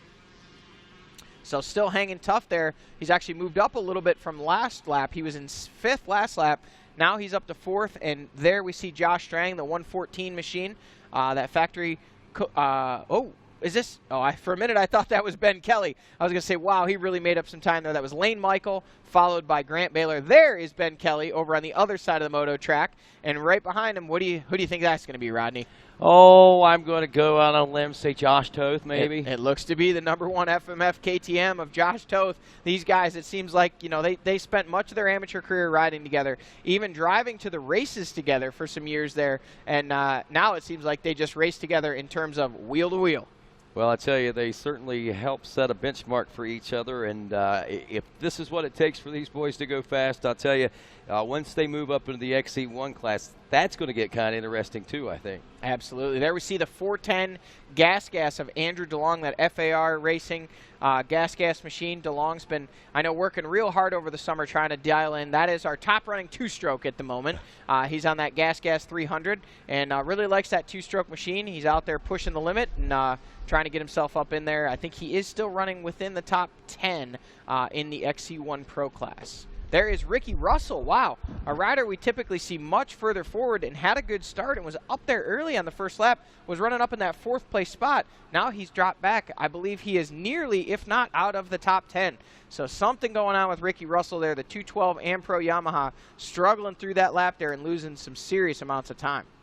Well, right now we are about 4.5 minutes longer on this lap than we were lap #1, so we are approaching that 5-minute mark, and I would say within the next minute or so probably be seeing Stu Baylor make his way into the finish line region for lap 2 complete, as we'll be wrapping this one up, and nearly 1 hour of racing as we are 57.5 minutes into this Mason-Dixon GNCC. Now we've got a lot of battles going on here, both in our XC1 and XC2 class. But right now, it's Stu Baylor that's really putting the hurt on these boys, and he's trying to make it work, trying to run away. And if you think back to that race that Stu won last year at South Carolina, he was able to break away early. He built that comfortable gap, and I think everybody just kind of let him go because they didn't think he would have the fuel in the tank to be able to run that pace for 3 hours. And then when Caleb Russell and Thad Duvall and the boys decided it was time to go after him, it was too little too late. They tried to make inroads, and they just couldn't close the gap. So it looks like Stu's trying to show us a little bit of deja vu and see if he can do it again here at High Point this weekend. And so far, it seems to be working with him holding roughly, we're going to say, a 15-second lead. But those guys should be checking in here just about any minute if we refresh. Actually, they have. We lost our monitor, but Stu Baylor is in. He had a 15.3-second lead over Thad Duvall when he checked in just a few moments ago. Lap 2's 31:36.4. So we got it now. And Thad Duvall is now followed by Trevor Bollinger, who is 31 seconds back in the #3 spot. Ricky Russell was 4th a lap ago at the end of lap 1. As we know, he's fallen back. We got it back. And now Caleb Russell has moved into that #4 Oh, look position. at this. We got a lead change right here, folks. Uh-oh. Stu Baylor is in. He is in and out of the pits, and Thad Duvall taking over the lead. He bypasses the pits that lap. We've got a new leader. Wow. So this could pay some huge dividends for Thad Duvall, as it'll get him out front of Stu, which I'm sure that's what he was looking to do. But this might play favor for Stu, too, because it might give him a chance to run with that a little bit and see what's going on and see some of those lines he's using back there and be able to utilize the lines he's using and the lines that Thad's using, and who knows what will happen as this race wears on. Yeah, absolutely. And here we see, looks like Trevor Bollinger through. There is our 3rd-place rider, the 739 JCR Honda. Took a little bottle from his mechanic, Eric Surratt, in there. And in the background, oh, those are lappers. I thought we might have seen Caleb Russell coming, but not yet. Now, why would Stu elect to pit after only 2 laps of racing? You think it was a fuel issue or something else? It seems for whatever reason the Baylors always get worse fuel mileage. But again, here, Caleb Russell also pitting this lap. So Trevor Bollinger did not pit. Stu Baylor did pit, and Thad Duvall did not. So we've got 2 riders on the 2-lap pit strategy and 2 riders that are going to try and you go look 3. to use about half or more, a little more than half of that quick fill jug there. So maybe they got an idea that, well, obviously they're probably going to have to pit 2 times, I would think, at this particular point. Yeah, for sure. Well, if that thing was full, which, yeah, we're 1 hour in, so for sure they're going to have to do another pit stop. There's no way they can go 2 hours. So Stu Baylor looking at it from the standpoint of if he can make it an hour and a half, he'll only have to pit once. So, because he's right now, unless he pitted on the first lap, which I don't believe he did. I didn't see him come through. But, oh, and there is Lane Michael, and there is Grant Baylor coming through. So that is your 5th and 6th place riders, I believe, as they're coming through. Josh Strang may have already come through. I don't know if we saw him or not. Let's see. Let's double check on this as we do look at the top 10 checking in now, actually 11. Baylor, Duval is the way they checked in. Out of the pits, it was Duval, then Stu Baylor. Trevor Bollinger in third. Caleb Russell was fourth. Pascal Achnecker was fifth place. Josh Strang in sixth. Ben Kelly up to seventh place now in the overall. Lane Michael drops to eighth place in the overall. These guys are just hanging out here. We got Josh Toth and Ben Kelly both in the pits together, and those guys are just wheel to wheel. And amazingly, believe it or not, we had a chance to catch up with Josh Toth's mechanic leading into this race.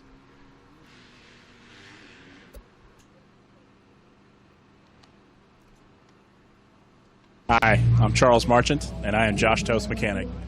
Been working on motorcycles, I guess, we'll just say 18 years roughly. Been with KTM since 2011. From where I started, well, I was originally from Wyoming. When I graduated high school, I went to Motorcycle Mechanics Institute out of Phoenix, Arizona. From there, I jumped into a couple small mom-and-pop independent shops. Kind of, as they say, cut your teeth on it. Learned a few things and kind of networked from there and got onto some race teams. And just kind of transitioned from certain race teams, motocross, supercross side, and then now I'm on off-road with KTM. For me personally, no. Like, I'm going to go through and I'm going to prep the bike the same, whether it's doing moto or doing off-road. Like, you know, it's kind of the same with going to another level with 6 days. I'm going to still prep that bike the exact same every time. That way I know it's built the same every time that we go on the track.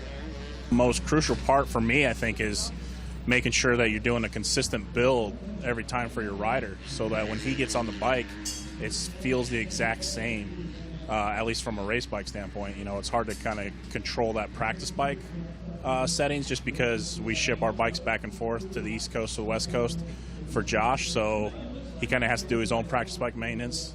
Sometimes I get to touch his bikes at the races that I'm at on the East Coast, but when it comes to the race bike, I want to build it the exact same every time. That way it's consistent for him, it feels the same, and it's just kind of like, you know, butter every time.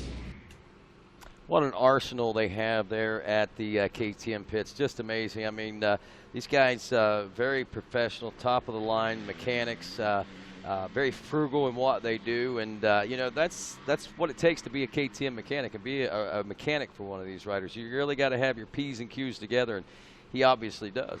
Yeah, absolutely. You know, and these guys, these mechanics, they take their job just as seriously as the riders do their job. When they go to the starting line, you know, they put their all into it. They make sure that they, you know, give it everything they have from the time the green flag drops until the checkered flag flies. And I kind of always make the joke that the riders got the easiest job because they're only responsible for that 3-hour time period or 2 hours on ATVs. The mechanics are the ones that are responsible for all that time in between and all the preparation because the rider, you know, will train and ride and do everything that they can, but if that machine lets them down, you know, they cannot do their job. So it really is, you're putting your life, you're putting your career, you're putting your livelihood in someone else's hands. And a guy like Charles, you know, has proven time and time again that he's not going to let you down. He gives Josh that bike that goes out there and gets the job done week in and week out. No doubt about it. And glad to meet you, Charles Marchant. And good luck to you, as I know they're trying to defend the national #1 plate right now. As we look in a little bit further now here to see what's going on. Josh Toth has checked in with time adjustments now 9th place overall. He's behind Ben Kelly, who is 7th place. The gap between those guys, 3.2 seconds. That's how tightly knit and close they are to these guys in the XC1 classes times also. So keeping very steady out there. Looking back a little further to the 3rd place position in the XC2 250 Pro class, that is Craig DeLong. Mike Wachowski in the number 4 spot. He's 13th overall and 14th overall, and rounding out the top 5, Jonathan Garrar, the 969. So right now, watching these, we're getting Adam, our producer, telling us that's Josh Toth's dad back there waving these guys on. I'm sure he's waiting for Josh to make his way around and so he can cheer him on and really into it. He's got to be super pumped and super proud. Hey, you know you're on TV right now, by the way. He's getting a telephone call. He's over there ready to cheer him on because they'll be coming any minute. That's what he's got that shirt off for. And, Ben Kelly leading the way. Josh Toth hot on his rear wheels. He's looking. He sees him coming, and there goes the T-shirt. He'll cheer them both on because they're basically both. Oh, wait. Whoa. Wow, look at that. A big change there as Josh Toth has taken over the lead, it looks like, in this XC2 250 Pro class. Oh, they said Ben did come through. And we missed him. All right, sorry about that. Wow, that. so that, never mind, then the gap has opened up. Yeah, so on the opposite side of that, wow. No, there's Ben Kelly right there. Ben just came through. Josh has got the lead. We didn't miss him. Production missed him. Or they imagined him. That was so. I love the reaction of Adam. Josh Toth has grabbed the lead back, and he stretched it out to about 10 seconds over Ben Kelly. So those two battling back and forth. And, it seemed 6-lap race, we are being told. So that'll be that's going to put us slightly over 2 hours, or 3 hours. And for those at home wondering, I've been getting text messages as to why the race was shortened. I think there was a little bit of misunderstanding when you were doing the show opener, and you said the race started at 2 o'clock. Right. A number of people thought that you said it had been shortened to 2 hours. So the race is 3 hours long, No. but it did not start until 2 o'clock. And actually, I think we started around 2:20, if I'm not mistaken. Yeah, actually, there was a lot of sweeping still to do with this morning's race. I mean, had a big race this morning, a lot of folks coming through. So I want to tip my hat to the track crew on TV. I patted them all on the back individually, but I got to say, they really turned this place around. I mean, getting people in here, that was a big thing, and then making a really good track out of what they had to work with in the conditions that they had to work in to get the track built in the first place, because they had to wade through a lot of mud to make this race happen this week leading into this race. So right now an hour, and I've got an hour and 7.5 minutes into this race. As Johnny said, it looks like with a 6-lap race, we should be looking at the likelihood of a little more than a 3-hour race. Yeah, it's going to be a little over 3 hours because I think they were about an hour and 1 when they came through. I'm showing Rodney the text from Chris Bach right now, who's watching the live feed at home, saying that the race was shortened to 2 hours, and I told him he should clean his ears out. Some of these boys, they can't listen to instruction any better than they can ride dirt bikes anymore now that they're retired. So.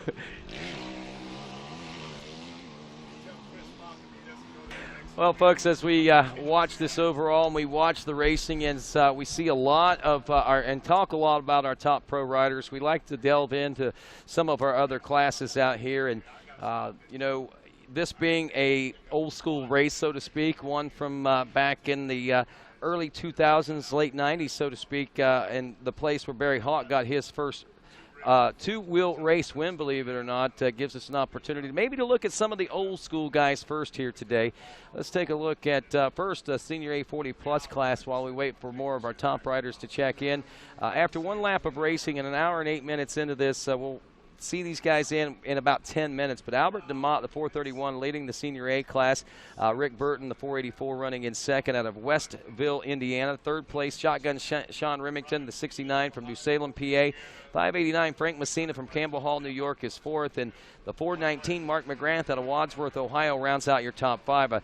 Still a rather competitive top 10, 6 through 10. John Beaver in 6 out of Gray, Tennessee. Gregory Richardson, the 106 and 7th out of Verona, PA. 8th place, Rob Trout out of Bridgeton, New Jersey, the 368. 9th place, Frank Tussle from Scotch Plains, New Jersey. And Christian Boomba from Williamsburg, Pennsylvania, the 84 machine, now in the senior A40 Plus class. He is rounding out your top 10. A couple of other of these senior classes that we may want to take a look at here.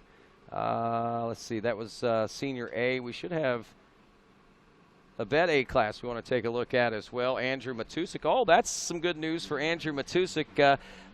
Seeing him to the front of the pack. They're due in here in about, I think, about 4 minutes for their second lap complete. But at the end of that first lap, Matusik had a 51-second lead over the 42 machine of Sam Forrester from Elkton, Maryland. The 801 of Tom Truxell out of Verona, PA, in third. Nathan Allring out of Cincinnati, Ohio, in fourth. In fifth place, Matthew Petrola out of Avondale, Pennsylvania, on a 408. Sixth place, 375. 74. Galardus Malo out of Woburn, Massachusetts. 7th place, the 67 of Jared Hopham, South Park, Pennsylvania. 8th place, Bill Zabindi, the 831 from Cabot, PA. 9th place, Norman Upson from Shelton, Washington on the 354, and the 187 of Louis Oleon out of Lancaster, Ohio. That's our Senior A and Vet A classes, and some of the older riders in this afternoon division. But, you know, in the morning classes, we actually have classes called Platinum, riders over 70 years old. We had a 73-year-old racer today. It was amazing to watch him. We've got Masters, Silver Masters, classes for 50, 55 plus, 60, 65 plus, and 70 plus. And I'll tell you, one of those riders that we see oftentimes in one of those senior classes is Dr. Steve Daxton, who has become a major, I think, well, icon as much as he has been fixture in the sport of GNCC racing. And he's a very storied individual, a doctor we know as a chiropractor, of course, but as well we know him as a very passionate racer. And this week's Amateur Spotlight is on one of our senior class riders, Dr. Steve Daxton. Well, it's an honor to be the Amateur Rider of the Week. Thank you for that. I've been riding the GNCC, did a race, maybe 2 races in 2007, and then from 2008 on, I did 6 in 2008. I guess by 2009 I was hooked like everybody else running around here. I am blessed beyond my wildest imagination. I get to be a chiropractor, and by being a chiropractor it means I'm a natural, holistic doctor, and understanding the physiology of the human body, the psychology of the human body, how all that fits together and works together, add in the nutrition, it makes for a great combination to make a better athlete who's clean. One of the things that's driven me nuts in the past about lots of athletes is they didn't do it clean. They did it with steroids and other performance-enhancing drugs. Drives me nuts. So it's great to be a chiropractor, and those things aren't even a factor. Oh, what a great experience. Going over and racing against the Europeans, friendly people. Of course, they're dirt bikers all across the world. They're all great people. Just so blessed to be in such a community of wonderful people. And the Erzberg race is so legendary that you always want to make that trip and get over there. So it's a blast, a lot of fun. Qualifying is really difficult because they allow about 2,000 in, and then they take the top 500. And being a hard enduro or a hard hare scramble, you're prepared by doing lots of rocks and log crossings and more difficult terrain, but then the qualifying is up a rock truck road. It's about a 10 or 11 minute race, and you run it twice. But I know I looked down on my rented Husky this year, and I was topped out at 133 kilometers. So it's pretty fast when you got baby head rocks on a rock truck road to deal with. A little spooky to qualify, but make the top 500, then it's great getting in the final hare scramble. Wow, what a man, Dr. Steve Daxton, and glad to have him as a part of the GNCC Racing Nation. And, of course, him, you know, talking about Erzberg, that was a pretty cool thing. But, you know, the cool thing about it is I think several folks throughout the GNCC Racing Nation did some extraordinary things, I think, when the off-season hit us. It was a long 3 months, and, of course, many of you might know that Caleb Russell tried his hand at racing in the Lucas Oil Motocross National Championship. And in reality, Caleb had a really good race. He got off to a great start there, as we saw. Whenever we watched, Caleb was certainly a threat, one of the top 5 riders, and actually riding in a 6th place position whenever it was all said and done. As we watched the start here, off the start, Caleb taking off, and this is at Unadilla, and he was working with that guy right there, Marvin Muscan, as his teammate. But look there in 4th place, Caleb Russell, the 557 at an outdoor motocross national, as he literally became a major threat and a force to be reckoned with throughout the entire first moto of racing. And memory serves me correct, actually finishing up 6th place. But as you can see, he was right there with all the fast guns. Eli Tomac, of course, Marvin Muscan, Justin Barsha, and so many others. And speaking of Justin Barsha, I guess many of you that followed the social media this summer and followed Pro Motocross and followed GNCC Racing might already know what the outcome of the second moto was, as Of course, Caleb was once again one of those top runners, and we had that unfortunate incident we're watching unfold right here as Justin Barsha gets out of shape. Caleb Russell comes and unfortunately can't get out of the way. Barsha clips him. He goes down. Russell does get back up from this one. He's uninjured and more than anything frustrated. But right here is, well, Caleb, nobody around. He goes down by himself in one of those rough sections. A little bit of a stoved up on the wrist. And from that point on, Caleb elected to set the rest of that moto out. And thankfully, there was no major repercussions from that. But certainly see that Caleb Russell, he's got the talent.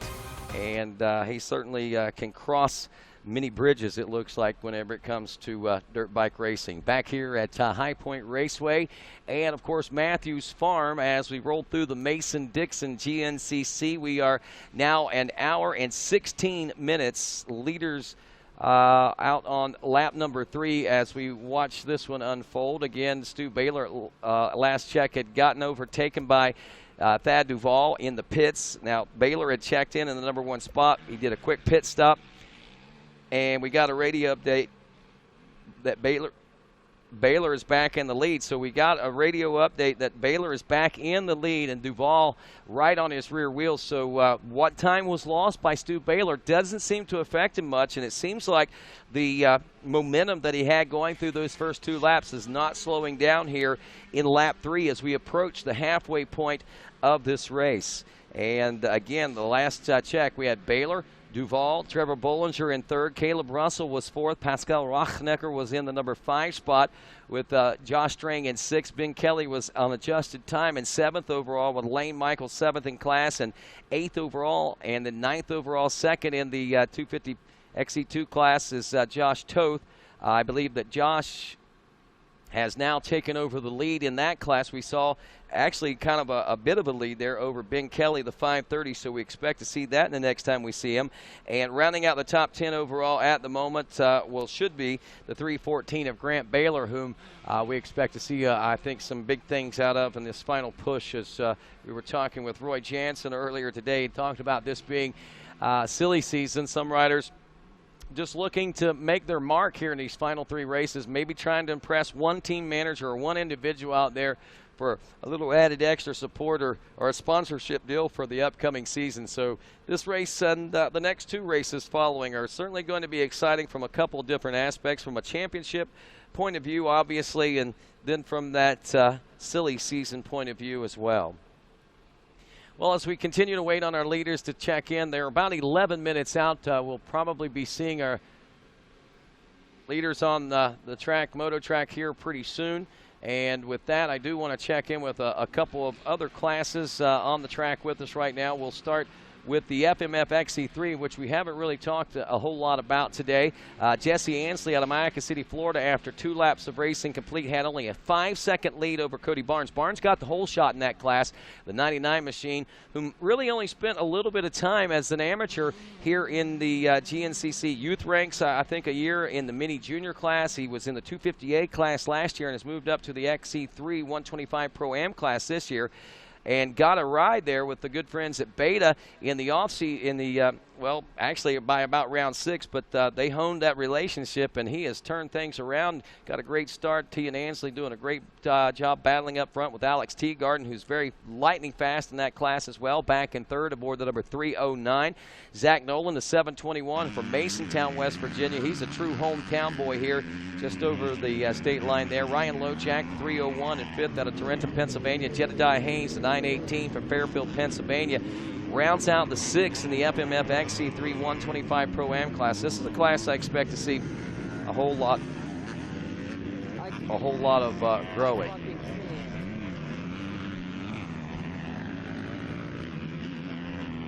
All right, Stu, we saw come through on the screen there a moment ago. Thad was still in that number 2 position as we watch them. They have, they did have, about a 30-second lead over Trevor Bollinger at last check, and I have to wonder, as Caleb Russell was really beginning to close up on a real big head of steam, he had a 15-second gap. He was turning a 9-second faster lap. So in theory, well, he also stopped for gas. So I'm thinking that maybe Caleb is getting Trevor into vision if he hasn't already tracked him down and at this point of the race and starting to put pressure on him. I think when we see third and fourth place coming through, we could either see a change with Russell in the third, or we could see a good battle going on, and or hey, who knows what's going to happen, as they should be checking in nearly any time behind Baylor and Duval with that intensity of a battle that they had going on.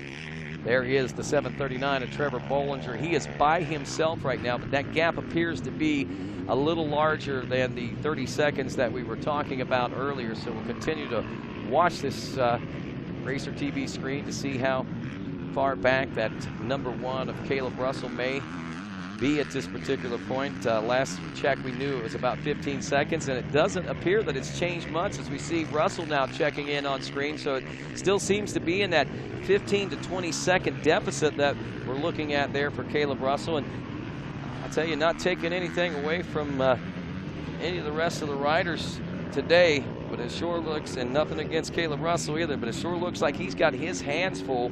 And we talked about the depth of talent in this class, and starting to see the depth of talent in the XC1 ATV class as well. It's a cycle type of thing. You get those years of dominance by riders, and then it takes a little while, but riders eventually start to figure things out. And though they may not knock them completely down and off the top notch of the step, they do certainly put a few dings and dents in the armor. And that's, I think, what we're kind of witnessing here in 2018 as a few riders stretch their legs and grow into greatness. Yeah, Rodney, you know, it's interesting how things evolve, and a rider can get to the top, become so dominant, and then the slightest little change in things can really mix it up. There we see Josh Toth. Speaking of dominance, there's another rider. Last year was untouchable, unstoppable, just destroyed that XC2 class. And a rider that he raced against all season, Ben Kelly, comes out this year, and it's just been matching him absolutely wheel for wheel, move for move, sprint for sprint. Looks like right now Toth has opened up a little bit of a lead that may have actually been Kelly right behind him, so he might have gotten back to the rear wheel.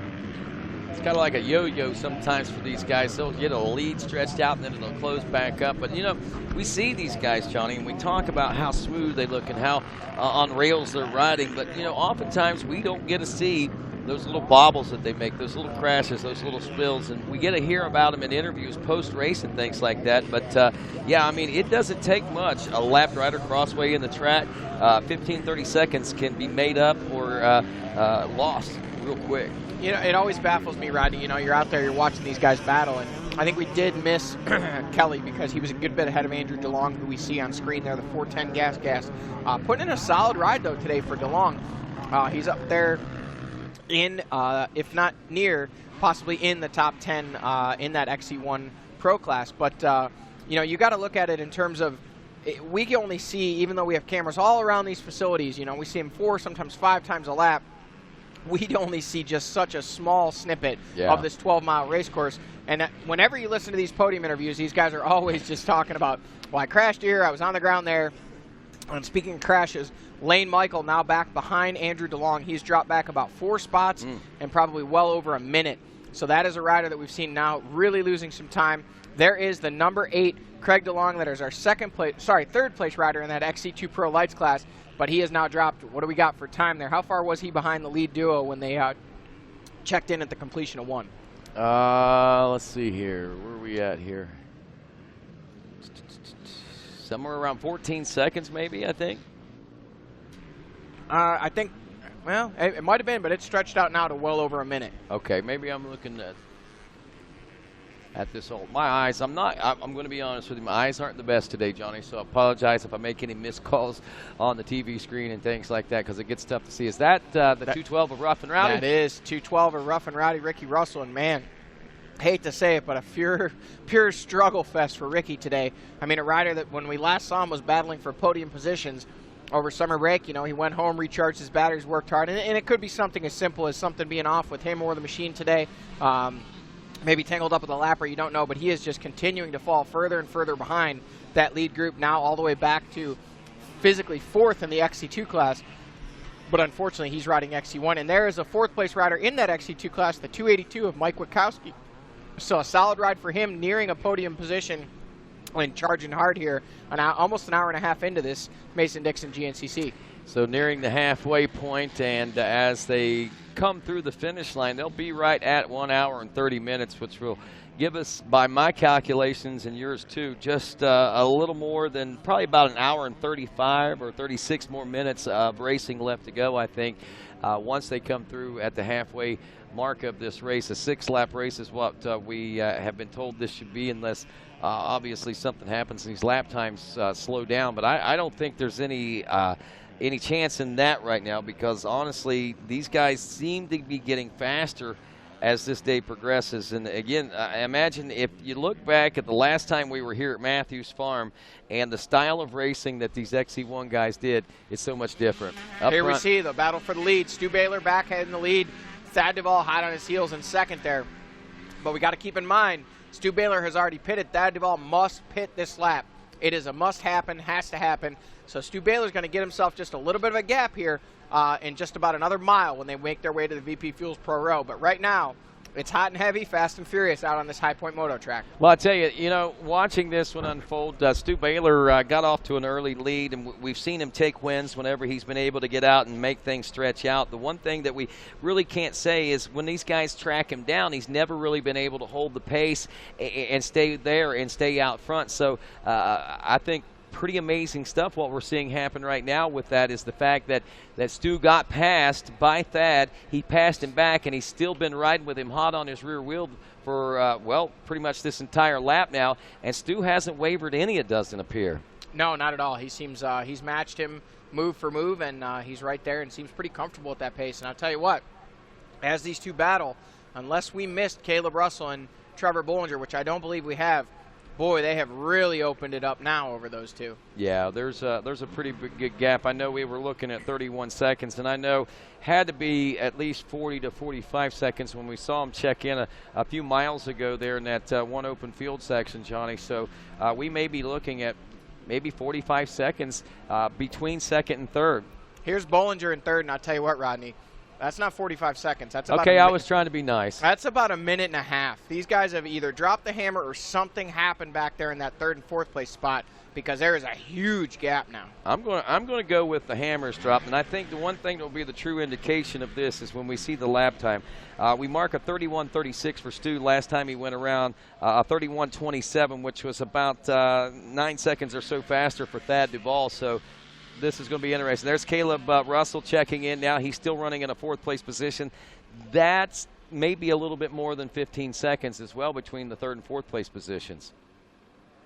Yeah, it seems Caleb just doesn't look comfortable right now. It's don't know if it's just kind of trying to find his groove, but it looks like right now Trevor Bollinger's opened it back up just a little bit again over Caleb Russell. Well, these are the kind of days that I know that Thad Duvall is looking for, especially after his misfortune there at Snowshoe. And I'm sure he's looking and hoping for Caleb to finish even further back than what he is. But with right now, with what's going on, both riders up front, Stu Baylor and, of course, Thad Duvall, who's trying to shield. Go ahead. Look at this, hanging tough. Pascal Rocknicker still right there behind Russell.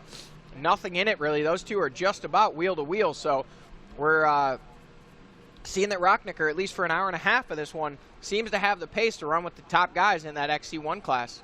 And that's what we kind of anticipated coming into this one. I know some folks may be surprised, while others are thinking, well, that's where we should have seen him. And regardless of what the answer to that and what you're thinking is, this guy's doing a great job. There's no doubt about it. But, again, we're going to get to see whether or not Stu Baylor and Thad Duvall have picked things up. But amazingly, again, Stu Baylor, under this kind of pressure, hasn't seemed to waver any whatsoever. Rodney, look at this battle. Josh Toth and Ben Kelly, and they are still wheel to wheel, absolutely leaning on each other on this moto track, and they won't give each other an inch. Wow, that again, that's that accordion effect we see between this first and second place ride, and it's going to continue probably like this through the next hour and a half as well. Down in the bottoms of this High Point Moto track now, and we should be seeing our leaders check in about any time right now, according to timing and scoring. And I could be off from the actual scoring and timing computer's time itself, but it's showing 44 seconds late according to my connection here, but we'll know more here soon whether that is the case. 31:36 was the lap time for Baylor last time around, 31:27 for Thad Duvall. And if you look back, Russell was at a 31:53. Trevor Bollinger actually a 32:02. Those guys were running about 30 seconds faster, so a minute and a half deficit there wouldn't be that big of a surprise if it stayed consistent from lap to lap there, Johnny. Wow, somebody just hit that uphill triple, and that's the first we've seen anybody do that all day today. I don't know who that was, but whoever we see on screen there, they're on a mission. Maybe I missed it, but I haven't seen any other riders do it. Everybody else has just been doubling it. Be curious to see who that is. That looks to be Lane Michael, possibly. It is. That is Lane Michael, the first rider we've seen send that uphill triple into the left-hander. And he's on a mission. We mentioned maybe he had gone down because he dropped some time and dropped a few positions, but now he's back on a mission. I was corrected by the production team. Adam Gordon says, we did see Caleb Russell do that already. Sorry, Lane, trying to give you a little credit, but the boys aren't going to let it happen. Caleb beat you to it. Here we see our leader in the pits, Thad Duvall. Actually, sorry, our second-place rider, and another rider went by. That may have been Baylor, or else didn't lose much time there, though. Wow. So they did come through 2.1 seconds. Baylor was in the lead. Duvall was in second. Now we get to wait and see what that gap between is. 32:21 was the lap time that time. Almost a full minute longer there for Stu Baylor, about 50 seconds or so. At 31:27 last time around for Thad Duvall. He turned to 32:08, so he lost about 30 seconds, but still is 2 seconds only behind. That's pretty crazy, Stu Baylor, the way that all works out there. 32. I guess Baylor lost more time than what I was thinking. He had a 31. So, wow, he did make that gain on him. So that's the tail of the tape. We'll see what the rest of the field is going to be doing. We already had Trevor Bollinger in a 32. He's at a 33:10. That gap, you're right, 1 minute 33 seconds now between those two. And Russell's only 13 seconds back to him with Josh Strang. Now only 1.2 seconds back of Caleb Russell. Wow, we didn't even see Strang on the Moto track there. He must have snuck through all our camera shots. Wow, Here we see the 282 factory beta of Mike Wachowski. He's out there in the 4th place spot in that XC2 class, and he's putting in a solid ride here today. Most certainly, and Wachowski, I think, is going to be one to keep an eye on. He's under the guidance and direction right now of Rodney Smith over there with that Beta USA team, and you know, I don't think they could have hired a better team manager than somebody like Rodney. You know, he comes from a good, solid program. He knows what it takes to make success. He himself successful. The program he came from with Suzuki, a very successful program with Mike Webb, and he's taking a lot of that to what he's doing out here in Beta. There's Josh Strang in now, getting his pit stop, looking for some goggles. There's a sense of urgency from Josh. It looks like he's getting hungry. He's wanting to get out there and kick it up in this last hour and a half, I think. And we have to assume that we just saw Caleb Russell pit as well, because he had to pit. There was no way he could have gone, and I don't see anybody standing out there waiting for him. So he's 1.2 seconds ahead of Strang, but they must have already finished up that pit and got him on his way, because he is a rider that we know did not pit on the 2nd lap, so he had to pit on the 3rd. That's the way that works, folks. There's nobody's going 4 laps out here. That'd be 2 hours on a tank of fuel, and it's just not possible. Well, as we look back to the XC2 250 Pro class, Josh Choate checks in with the lead on that one in 6th place overall out of Connecticut. Now the 2nd place rider is Ben Kelly still. He's 8th place overall, and he is only 1.2 seconds behind himself.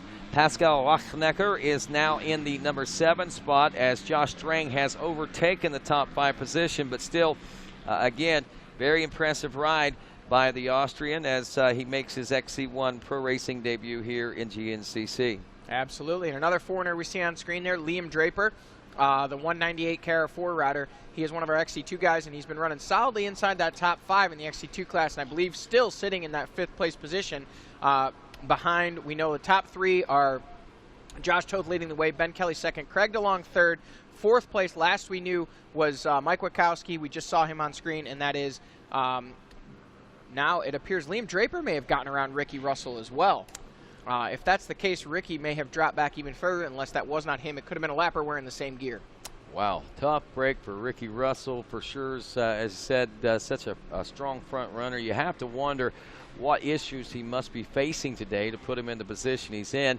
As we check in a little further, we talked about Pascal Rachnecker in the number 7 spot. Ben Kelly is 8th, as we said. Grant Baylor is now 9th place. From the XC1 Pro class, that puts him in 7th in class, 9th overall. Andrew DeLong, XC1 8th place and 10th overall. Lane Michael would be 9th in class, 11th overall. And looks like Craig DeLong there checking in at 12th overall, 3rd in the XC250 Pro class. If he stays there, I guess. We're as far back as 12th. I thought we had seen these guys check in, so we haven't actually seen them check in, so we'll hold on to that for just a moment to reassess the situation. Rodney, here's a little interesting thought. Oh, here we see Andrew DeLong into the pits. He is not on the proper side of the dividers there, so he must have some kind of an issue. You can hear the machine not running well. Oh, that is not good. That's a heartbreaker. He was running 8th in class and 10th overall, and now the machine barely running. They're trying to get that thing sorted out. It sounds almost as if they might have had something happen when they fueled, because this would have been when he would have been stopping for fuel, but he came into the pits, and now they're revving that machine out. We'll have to see if we can get Mikey Waynes over there to get us an update once those guys get that problem solved and figure out exactly what's going on. Most certain. The bike certainly sounds sick. It is still running, but again, I mean, there's a number of things I'm sure that can happen in a situation like that. I'd hate to think that dirt got down in there and it's clogging up that carburetor. I know they have these great pieces of equipment that are supposed to keep that from happening. Yeah, sometimes it doesn't work out that way, though.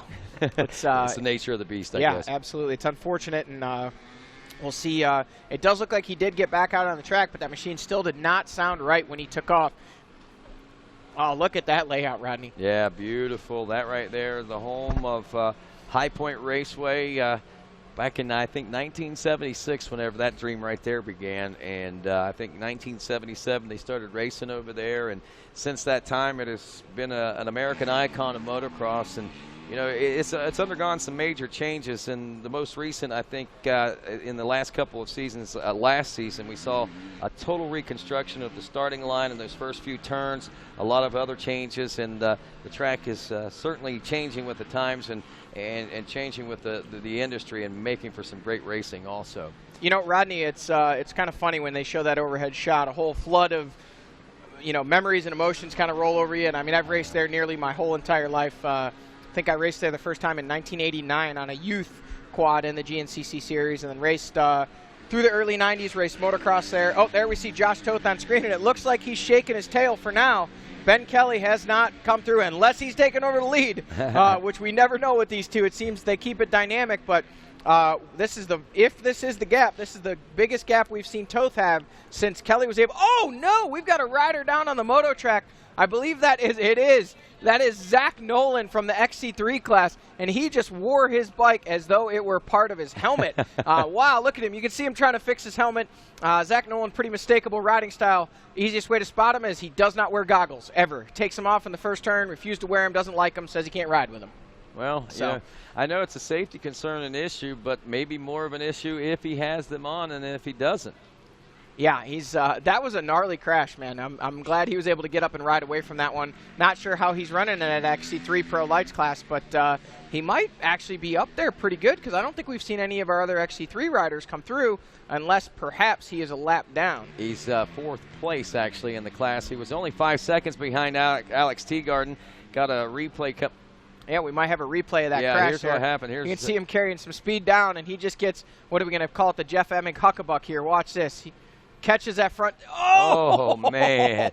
It just stuck into that rut and just crushed him. And, you know, fortunate for him, that was kind of a low-speed crash. I mean, it wasn't real fast. You see him shaking his head as he gets up, but unfortunately not where he wanted to be here in this lap of racing. A little time lost and trying to regain it. There's another rider going down in that near that same area, a little different area, but starting to take its toll. I will say this, and not that it should really be much of a factor, because, I mean, we are just coming out of summer and the heat of summer and so forth, but, wow, today's weather conditions are a far cry different than what we saw yesterday. I'm pretty sure we had frost on the windows this morning when I woke up, and now last time I went in the camper before we turned the AC on, it was 95 degrees in there. So we've seen some serious changes in the temperatures today. Things have really ratcheted up. I'm sure it's not actually 95 degrees outside, but the inside temperature, you know, inside that black trailer as it bakes. I think we have, is this Alex Teagarden possibly? No, that is not the 309. That is 300. That might actually be Ben Parsons, one of the Open A riders, working his way through. I know he's a front runner in that class quite often. So. Oh, that's got to be a lie. It says 78 degrees. It's got to be hotter than 78. No, it's 78 outside. But see, I don't know if you know this or not, but the RacerTV studios also doubles as an oven. We've got this dark-colored backdrop and then no air, and the sun beats right in here, and it's actually it's a natural oven. It's cooking us like hard-boiled eggs. Well, thankfully, then the riders aren't having to endure these kind of conditions today because it does seem stuffy under here. But again, though, even at 78 degrees, I think we didn't even hit 70 yesterday, if memory serves me correct. No, it was pretty cool yesterday. The temperatures, they didn't really rise until kind of after we were done racing. It warmed up for a little bit, and then as soon as the sun went down, it cooled off very, very quickly. Yeah, one thing I was starting to point out there before we had the crashes and all the melees happening, we were talking about Pascal Rocknicker, and Rocknicker is actually in that 8th place overall, as you pointed out. The kind of irony there is he is sandwiched between Josh Toth and Ben Kelly, like directly between them, as in 1 second either way of them. And those are the riders he started out battling this season in that XC2 class. So you can change the machine, you can change classes, but the difference is now he's not physically anywhere near them on the racetrack. They're a minute apart, but he's battling those guys on time. So, it's one of those things where sometimes, change of pace didn't seem earlier in the year. It just didn't quite seem he had what it took to go to the end with them. We'll see if today he can change that up. He's running 5th in that XC1 Pro class, and actually he's dropped back to 6th now. 6. Yeah. Josh Strang got around. Yep, you're up. So he's running 6th in that XC1 Pro class, but he is 7th overall behind Josh Toth, who is in 6th overall, the leader of our XC2 Pro Lights class. So I'm still impressed with the ride, and I do agree with you. I mean, obviously he's right. If you would think about it physically, he should be, if he started with those guys right there in the mix of things. But at the same time, the speed that he showed early in lap 1 and lap 2, I think was pretty impressive. And I think if he can put that together and continue to do so on the 450, he might be able to, later in the race, be a little further ahead. But time will tell that. We'll see in a couple of weeks whenever we head to Powerline Park. And I think we got a little bit of time here, Johnny. I want to take a look at some of these amateur classes. And update on what's going on there. We good to go with that, Adam? So Open A, we got Ben Parsons leading that one right now. He hails from out of Orlando, Florida, coming up to play in the mud with us here right on the Mason-Dixon line with a near-minute lead at the end of lap 2 over Connor Smith. Ben Parsons is due in about any time, so we should be seeing him check in for his 3rd lap complete. We got the 101 of Blacksburg, South Carolina's Evan Earl. In the number 3 spot, Bryce Coster, the 712 out of Sorrento, Florida, is 4th. The 394 of Landon Bruner out of Halifax, Pennsylvania, is 5th. 526, David Muchisco out of New Salem, PA, in 6th. 7th is the 319 Eric Guys from Sammamish, Washington. Jason Lipscomb, the 700, in 8th place from Parkersburg, West Virginia, out of Zanesville, Ohio. Kobe Backer at the 521 in 9th, and the 45 of Zach Tussle from Union, South Carolina, rounds out the top 10. Simon Johnson leading the 258 class, the 811 from Bennington, Vermont, then the 414 of Brewer Cawley from Lexington, South Carolina, running about 8 seconds back. He was these guys do in about 2.5 minutes or so. We got the 59 of Dakota DeFore out of Yerkesville, Ohio, in 3rd. The 444 of JoJo Bowden out of East Amherst, New York. He is 4th. The 5th place ride, 322 Owen Guys from Harrington, Connecticut. We see 815 Reese Bruner out of Halifax, Pennsylvania. 7th place, the 703 of Paul Petrin out of Calgary, Canada. We've got Matthew Davis, the 247 out of Bertrandville, Pennsylvania. 9th place, the 35 of Mark Haresco from Pittsburgh. And out of Charlotte, North Carolina, the 74 of Blaine Kimry rounds out your top 10. That's the 258 class. Quickly we'll run the 200A class. 513 Ryder LeBlanc from New Florence, Pennsylvania, leading by 35 seconds over the 281 of Michael Beeler Jr. from Waterford Works, New Jersey. Another 15 seconds back to the 199 of Zach Davidson from Iron Station, North Carolina. 4th place, the 318 Chase Colville from West Sunbury, Pennsylvania. 5th place, 39 Joe Marsh from Indianola, Pennsylvania. 6th place, 612 Randall Irvin from Oakland, Maryland. And 7th place, the 182 of Tyler Centrino from Montague, New Jersey.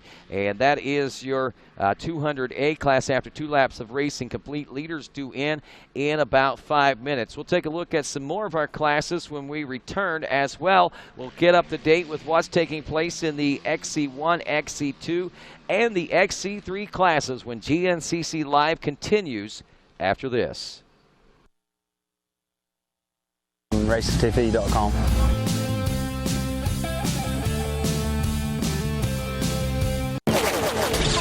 I'm a sore loser. I'm a sore loser.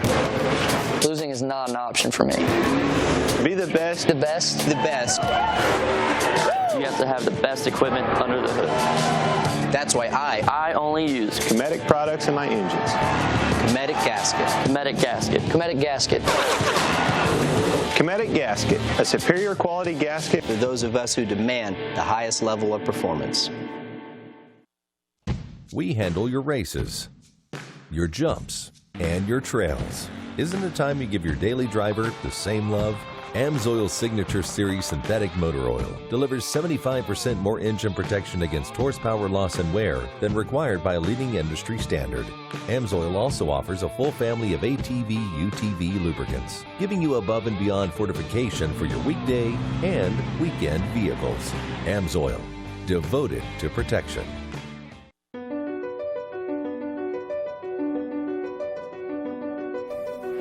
What is your passion? Hitting the perfect line, finding the perfect trail, routing the perfect adventure, or just living and breathing the moto life? Do you feel pride for a job well done after tackling a late night in the shop? Do you enjoy time spent with friends and family in the great outdoors? Spanning over 3 decades, one name has taken the lead for supplying the best powersport parts, accessories, and apparel to fuel your passion. One name that knows it goes beyond getting you the best prices, quickest shipping, or largest selection. One name that builds and innovates for our industry. One name that teaches, helps, and supports our fellow riders, racers, and organizations. The halfway point is here, and these riders have endured over an hour now of hard battling through the woods at extremely high heart rates, the type the average athlete couldn't even fathom for this level of distance. Can they stick with it to the end? Don't click that X. GNCC Live on RacerTV.com continues after this.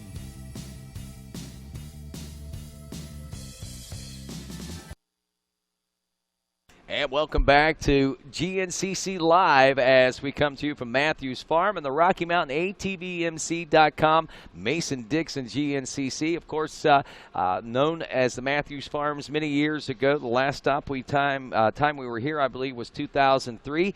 This is also the home stomping grounds for Barry Hawk and the place where he took his first ever overall motorcycle win in GNCC racing back in 2001, and of course married together with the High Point property across the road there as we're seeing the High Point Raceway there.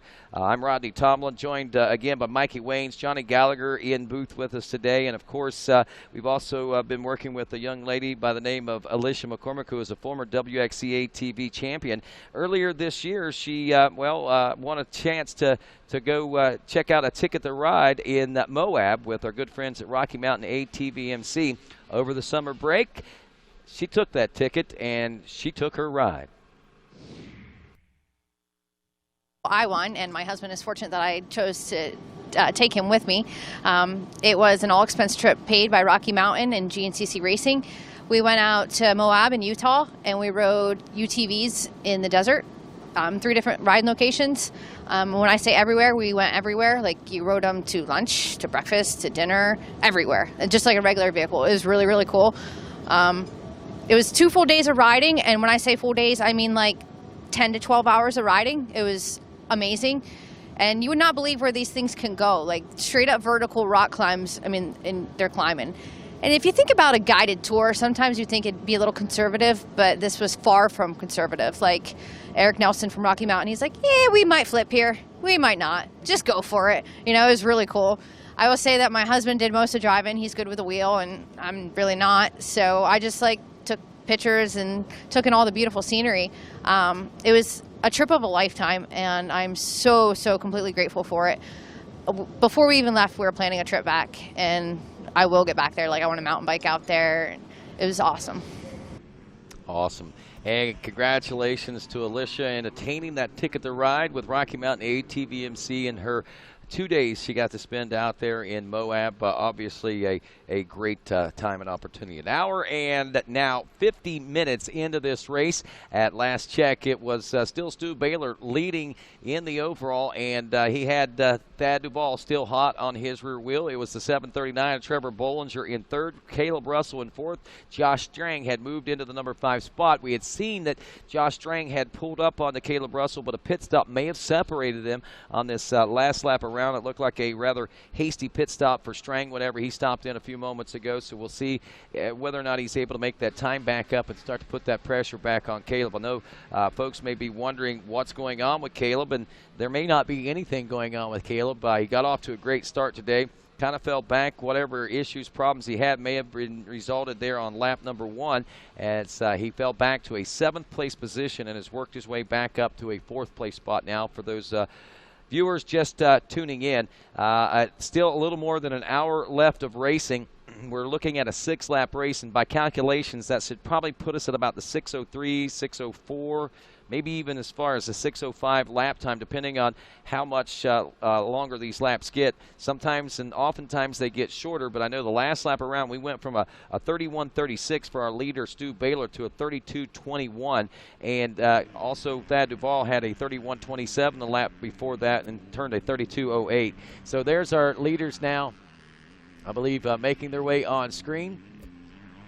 Stu Baylor, and honestly looking to be very comfortable in that number 1 spot. The last time that we had noted Stu Baylor, he had the shadow of a Husqvarna, and there it is, the 989 of Thad Duvall, who is still back there but just a few seconds.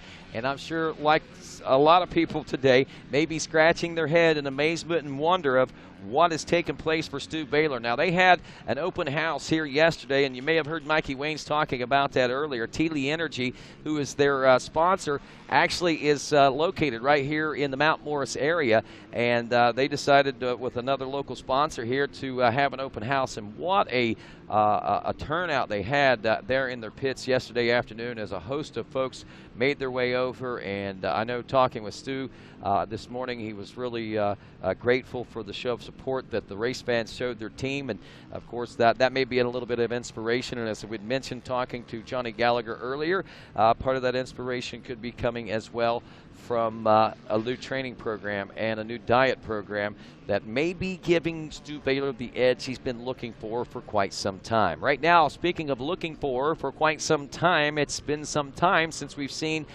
one of our top overall riders check in, so we're waiting on Trevor Bollinger, I believe, on the 739 right now, which had about a minute and 33-second gap.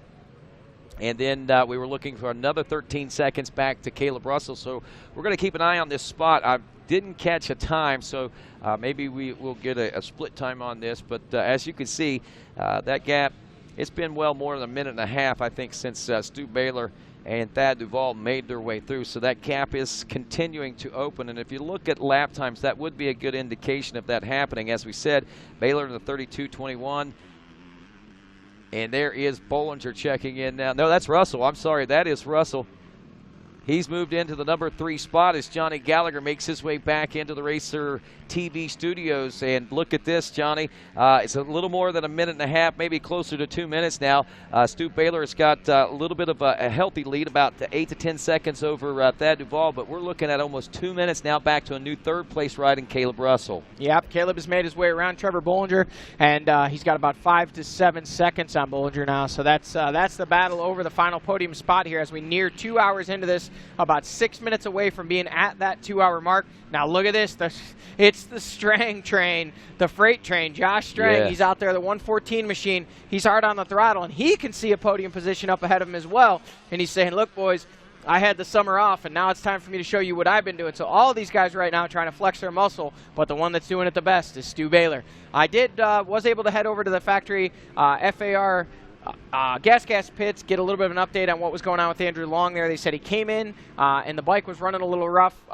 Wasn't at the time, but he came in. Oh, look at that'll freak you out. You think you got your leader in on a stand, but it's not. It's not the 514. This happened earlier this year. That's the 541, another one of those Tele Racing energy machines in there. It's at one of the amateur riders that they have. That machine up on a stand, and it is not the 514 of Stu Baylor, folks. You're not seeing things incorrectly there. That's the 541 machine that is in there on the stand. Not sure who that rider is, but one of the other Tele machines is in there on a stand. That is the pits, though, of Stu Baylor, your race leader at this time. Now here we see, speaking of race leaders, we see Ben Kelly on screen. And Rodney, look directly in front of him about 6 inches. Could they get any closer? Wow. These guys run so close that they have to alternate the lines that they're running so that they don't get roosted by each other. So if Ben Kelly's on the left, Josh Toth is on the right, or vice versa, wheel to wheel, battling it out. We are hour and 55 minutes into this one, and these guys are still battling like it's the very first turn. Crazy, and the amount of energy they have. It's been a long 3-month break. A lot of these guys racing other series like, of course, sprint enduros, and different things like that. Keeping their I guess, skills sharp, but man, 3 months is an awful long time to be off. So even though they haven't necessarily raced this long, and you think, wow, they're going to be tired after this, they are probably going to be tired after this because they haven't put this much effort in this amount of time in quite some time. But the energy that they're possessing right now, I think, is just still that adrenaline of just wanting to be back. Yeah, absolutely. They're excited. It's been a long break from GNCC racing, like you said, but these guys now are out there. They're pushing it this deep into the race, hour and 56 minutes with still an hour remaining, and they're not showing any signs of letting up, either one of them.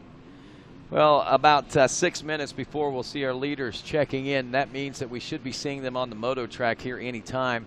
I believe with Stu Baylor and Thad Duvall, we'll get another visual of what that gap is starting to look like, and maybe once they finally hit the finish line here for lap 4 complete and the 2 lap board to come out, we'll get to see that official deficit between the second and third place position. So honestly, with Caleb falling back as far as 7th place, and though he isn't up there reeling these guys in, he's really salvaging a whole lot as far as losing points today. So a good turnaround by Caleb Russell after some misfortune on lap 1.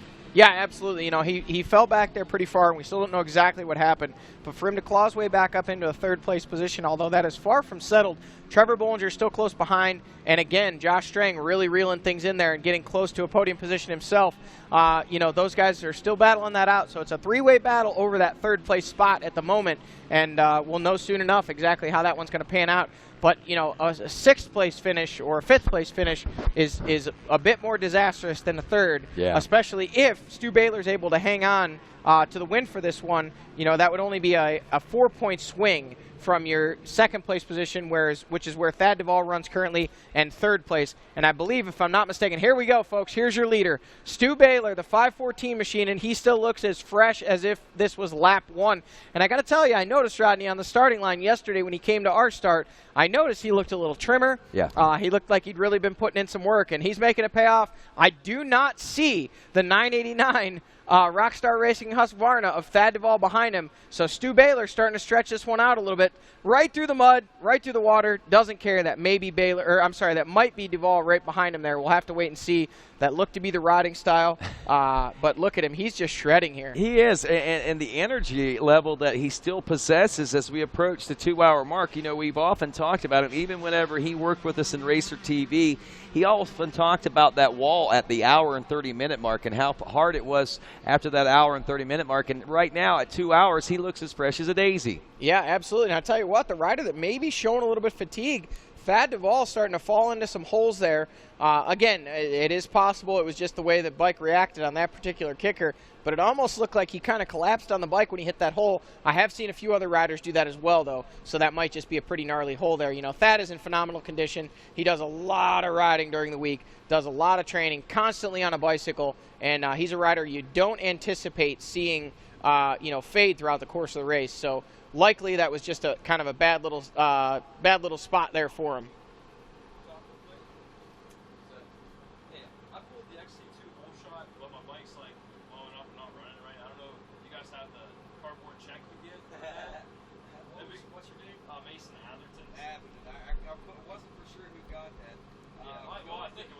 All right, yeah. So we're as we're watching here, we've got as the riders coming through, we've got actually we're joined in the booth here by Mason Atherton. Actually got the whole shot in the XC2 class, believe it or not. Go ahead, Johnny, if you got something on screen there, buddy. Yeah, we're waiting and watching. I think we're still waiting on Caleb Russell and also our 4th place rider of Trevor Bollinger. Those guys are.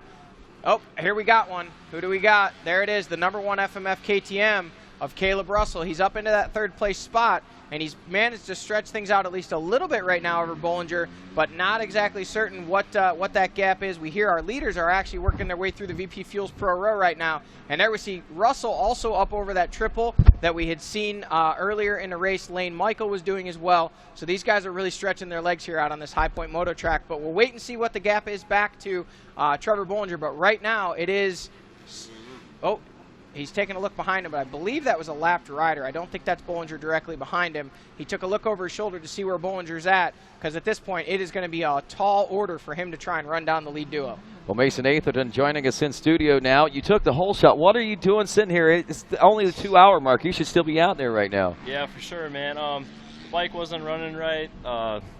Carburetor's acting up or something. Every time you go on the gas, it was cutting out and ready to shut off. And rather than go out and kill ourselves, might as well stay healthy and get ready for the next round.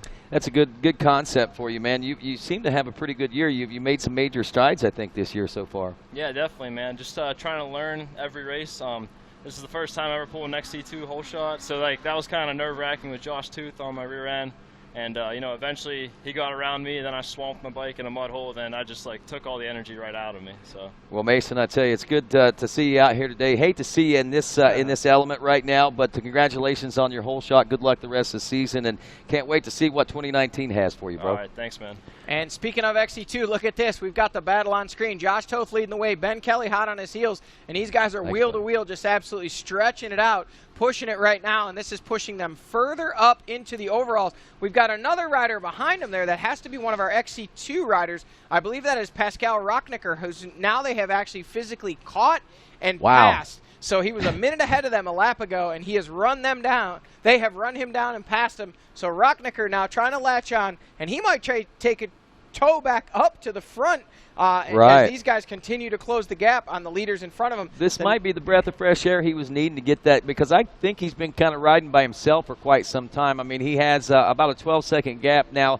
to Josh Strang, but before that, there was nobody he was riding with. He had a big gap to 4th place to Caleb Russell. Yeah. So this might be the boost of energy that he may be needing. Well, I'll tell you what, and what he needs to do is he needs to get on the gas, because right behind him is the 314 Grant Baylor right behind that guy. So Rocknicker has been really holding tough here, sitting in that 5th place spot as they run. But now he's got some serious no, it is 6th place. 6th place spot, Strang's in 5th, and now Grant Baylor in that 7th place spot is coming hard for him. So he better get a move on, or he's going to get to see one of the Baylor brothers today, but not the one that's leading. Baylor in with a 6-second gap now over Thad Duvall. 32.06 lap time for him that time, a 32.09 for Thad Duvall. So now is when we start to watch and wait and see what that gap is going to be like back to Caleb Russell now. We'll wait and see. It looks like Thad Duvall in the pits, so that's going to open that gap up even more. Yeah. So, again, here comes that strategy with, well, actually, no, Duvall was one of the ones who went 3 laps, but apparently determined now he's not able to do it again. So he pitted after 3 and then pitted after 4. Interesting. Because Baylor was, when he pitted after 2, that's when Duvall passed him. So then Duvall pitted after 3, then again pitted at the end of 4.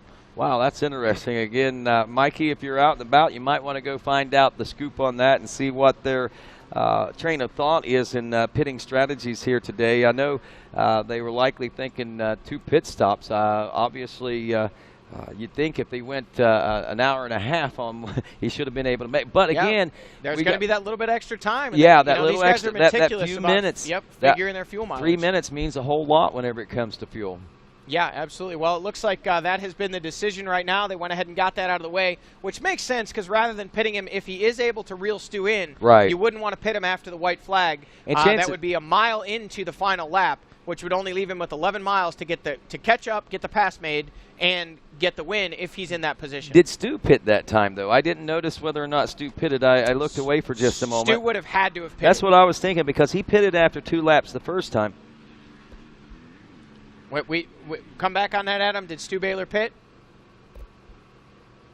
Okay, Stu did pit on camera. We missed it with everything else that was going on. So, right. Yeah, Stu did pit, and now, again, Duval did pit as well, so those guys are both. Now we know they both have enough fuel to make it to the end. With 2 laps remaining, neither one of them should have to pit unless they need goggles or some unforeseen circumstances, which brings us back to what we were talking about earlier. Andrew DeLong had a brake problem, and when they brought the bike in and sprayed it down with water to cool the brakes in case they had to remove the system to change it out, his problem was actually his pedal. He had bent it. They were able to bend the pedal back out and make it usable for him, but in the process they had already sprayed the bike down, and I think what happened is when the cold water hit the hot engine, it just kind of freaked the bike out, and it started spitting and sputtering. They were able to get it cleaned out, and they sent him down the straightaway. Good. And on his way, they're hoping it was just that momentary shock to the system. Right, I got you. And also, Caleb Russell's checked in now, Johnny. 2 minutes, 20 seconds behind Thad Duvall. Still with the shadow of the 7:39, 7.3 seconds behind him is Trevor Bollinger, and another 14 seconds back of that is Josh Strang. Looking at lap times, as we told you, 32:06 for Baylor, 32:09 for Duvall. Russell, a 32:44, a 33:04 for Trevor Bollinger. Here's the tail of the tape. Can Josh Strang make his lap time up a little bit faster here? As actually he matched only a half second faster than Trevor Bollinger. He also had a 33:04 lap time that last time around. So rather interesting, I think, as far as that goes. So Josh Strang maintains about that 14, 15 second gap. He should have those guys inside every once in a while. So he still got that stage and platform to work with here heading into the final 2 laps, I think, Johnny. Yeah, absolutely. He's got a long way to go, but there's a lot of things going on here in this race, and there's still with nearly an hour of racing left, as we're 2 hours and 6 minutes into this now. We've got about an hour. Yeah, about an hour left with 2 laps. These guys are really having to dig deep, just like we're having to really dig deep to keep our monitor on here. Well, let's check in with Mikey Waynes. He's got an update for us from BP Fuels Pro Row.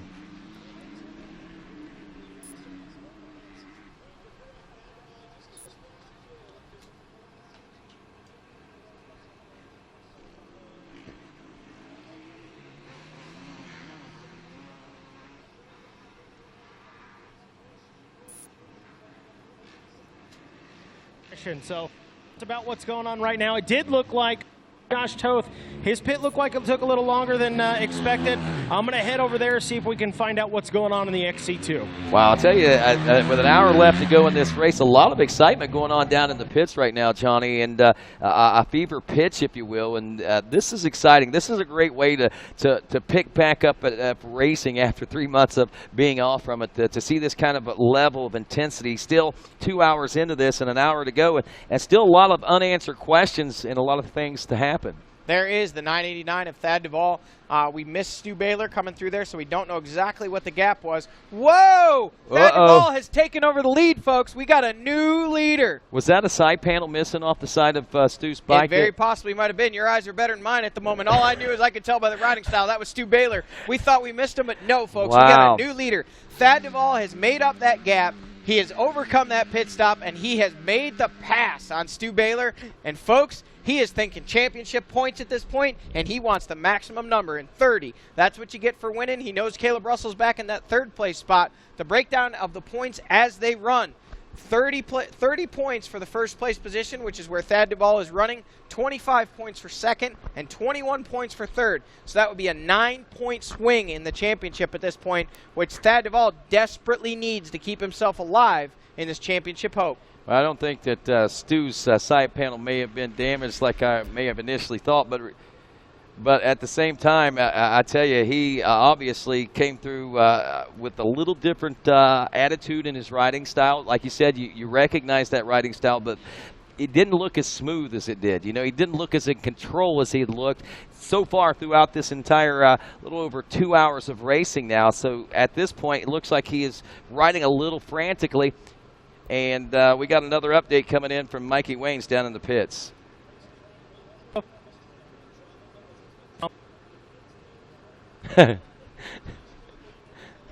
They were pit on top of each other. Nothing out of the ordinary, though. Splash of fuel, some goggles, get right back out there. So all is well. It's still complete chaos in the XC2. Those guys out there, I don't know if they're playing tag with each other or what, but I was trying to create drama. There's a little bit, but, you know, it is what it is. Well, I tell you, it may turn into be a little more drama than what we realized, Mikey, but regardless, it's still a great battle going on, and the drama is on the track, that's for sure. As this one continues to, I think, wow us and surprise us, as again, Thad Duvall has overtaken the lead from Stu Baylor, the 514. Not really sure what happened there, but a good guess would be that a mistake. What caused that mistake, who knows? But Stu Baylor has dropped back, riding a little more frantically than we've seen him the entire moto, or the entire race, I should say. And with that, maybe trying to track that back down. He showed faster speeds through these first 2 hours of racing. Will the third and final hour tell the same tale?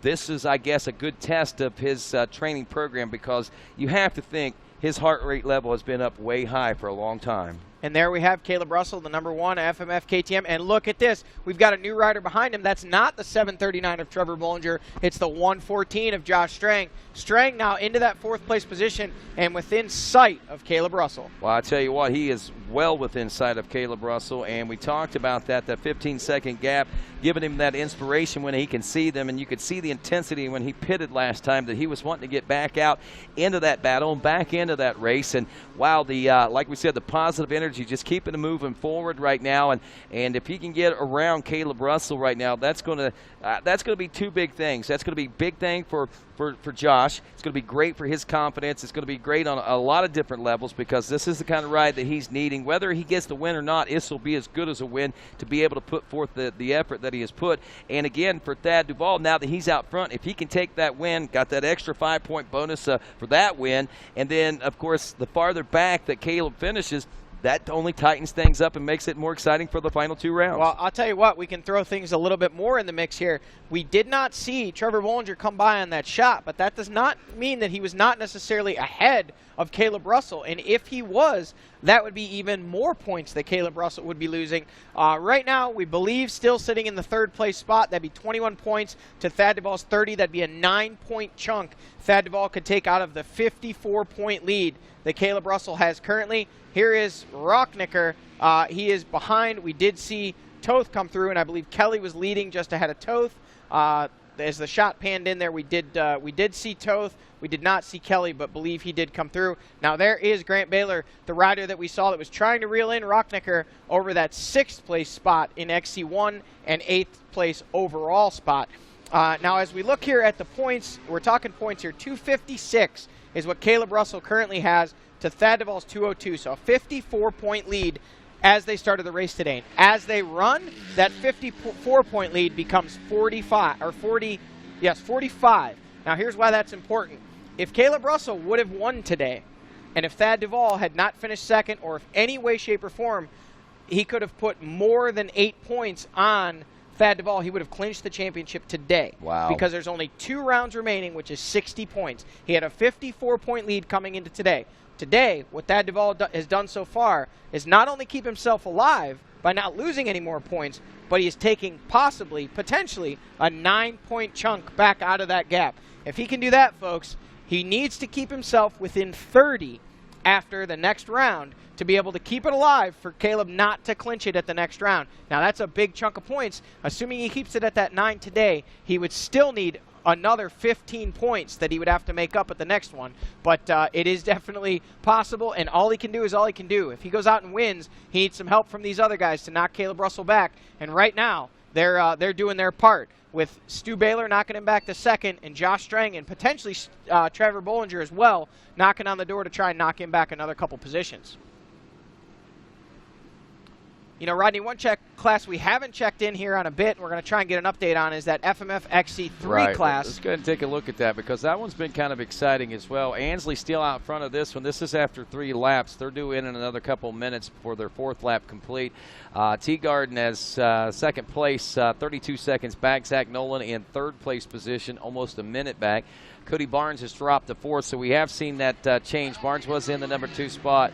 Now Teagarden moving up from 3rd to 2nd. Barnes drops back to 4th. Ryan Lojak in 5th, and Jedediah Haynes in the 6th place position. But Cody Barnes really showing some glimpses of greatness today. I think that new move over to Beta USA, working with Rodney Smith, has been a positive move for his program, and I think we're only seeing tip of the iceberg of what Cody might be capable of this year. Yeah, and how about Zach Nolan coming out? I believe this might be his first race in that XC3 class. I know he was previously running XC2. Yeah, you're right. So he is in that XC3 class now on that Teely Racing KTM 125 out there doing battle, and we got to see a spectacular crash from him right there in that corner we just saw, and he's still able to hold himself in a podium position, just barely more than a minute off of the lead there of Jesse Ansley. So that's a pretty good run for him. Definitely going to be pretty pumped if he can get himself a podium there.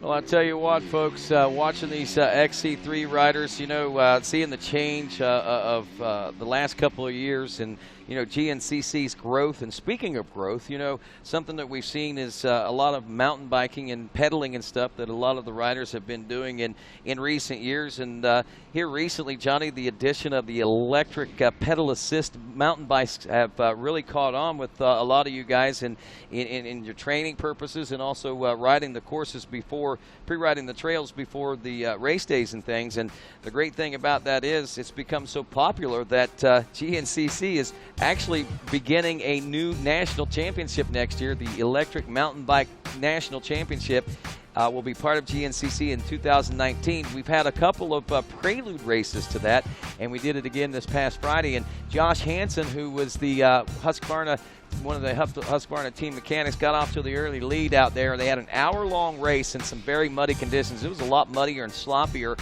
on Friday than what it is now, as you can see there. And Charlie Mullins makes his return back to GNCC, but on a bicycle, electric mountain bike. He started off on a good, solid second place position a few seconds back, but as the race wore on, Charlie was able to make the pass on Josh Hansen and eventually take the win. And of course, with doing that, kind of setting the stage maybe for a new era for Hot Rod Charlie Mullins and all new championship and a series here in 2019. We had a chance to catch up with Hot Rod Charlie after Friday night's mountain bike win here at this Rocky Mountain ATVMC Mason-Dixon GNCC.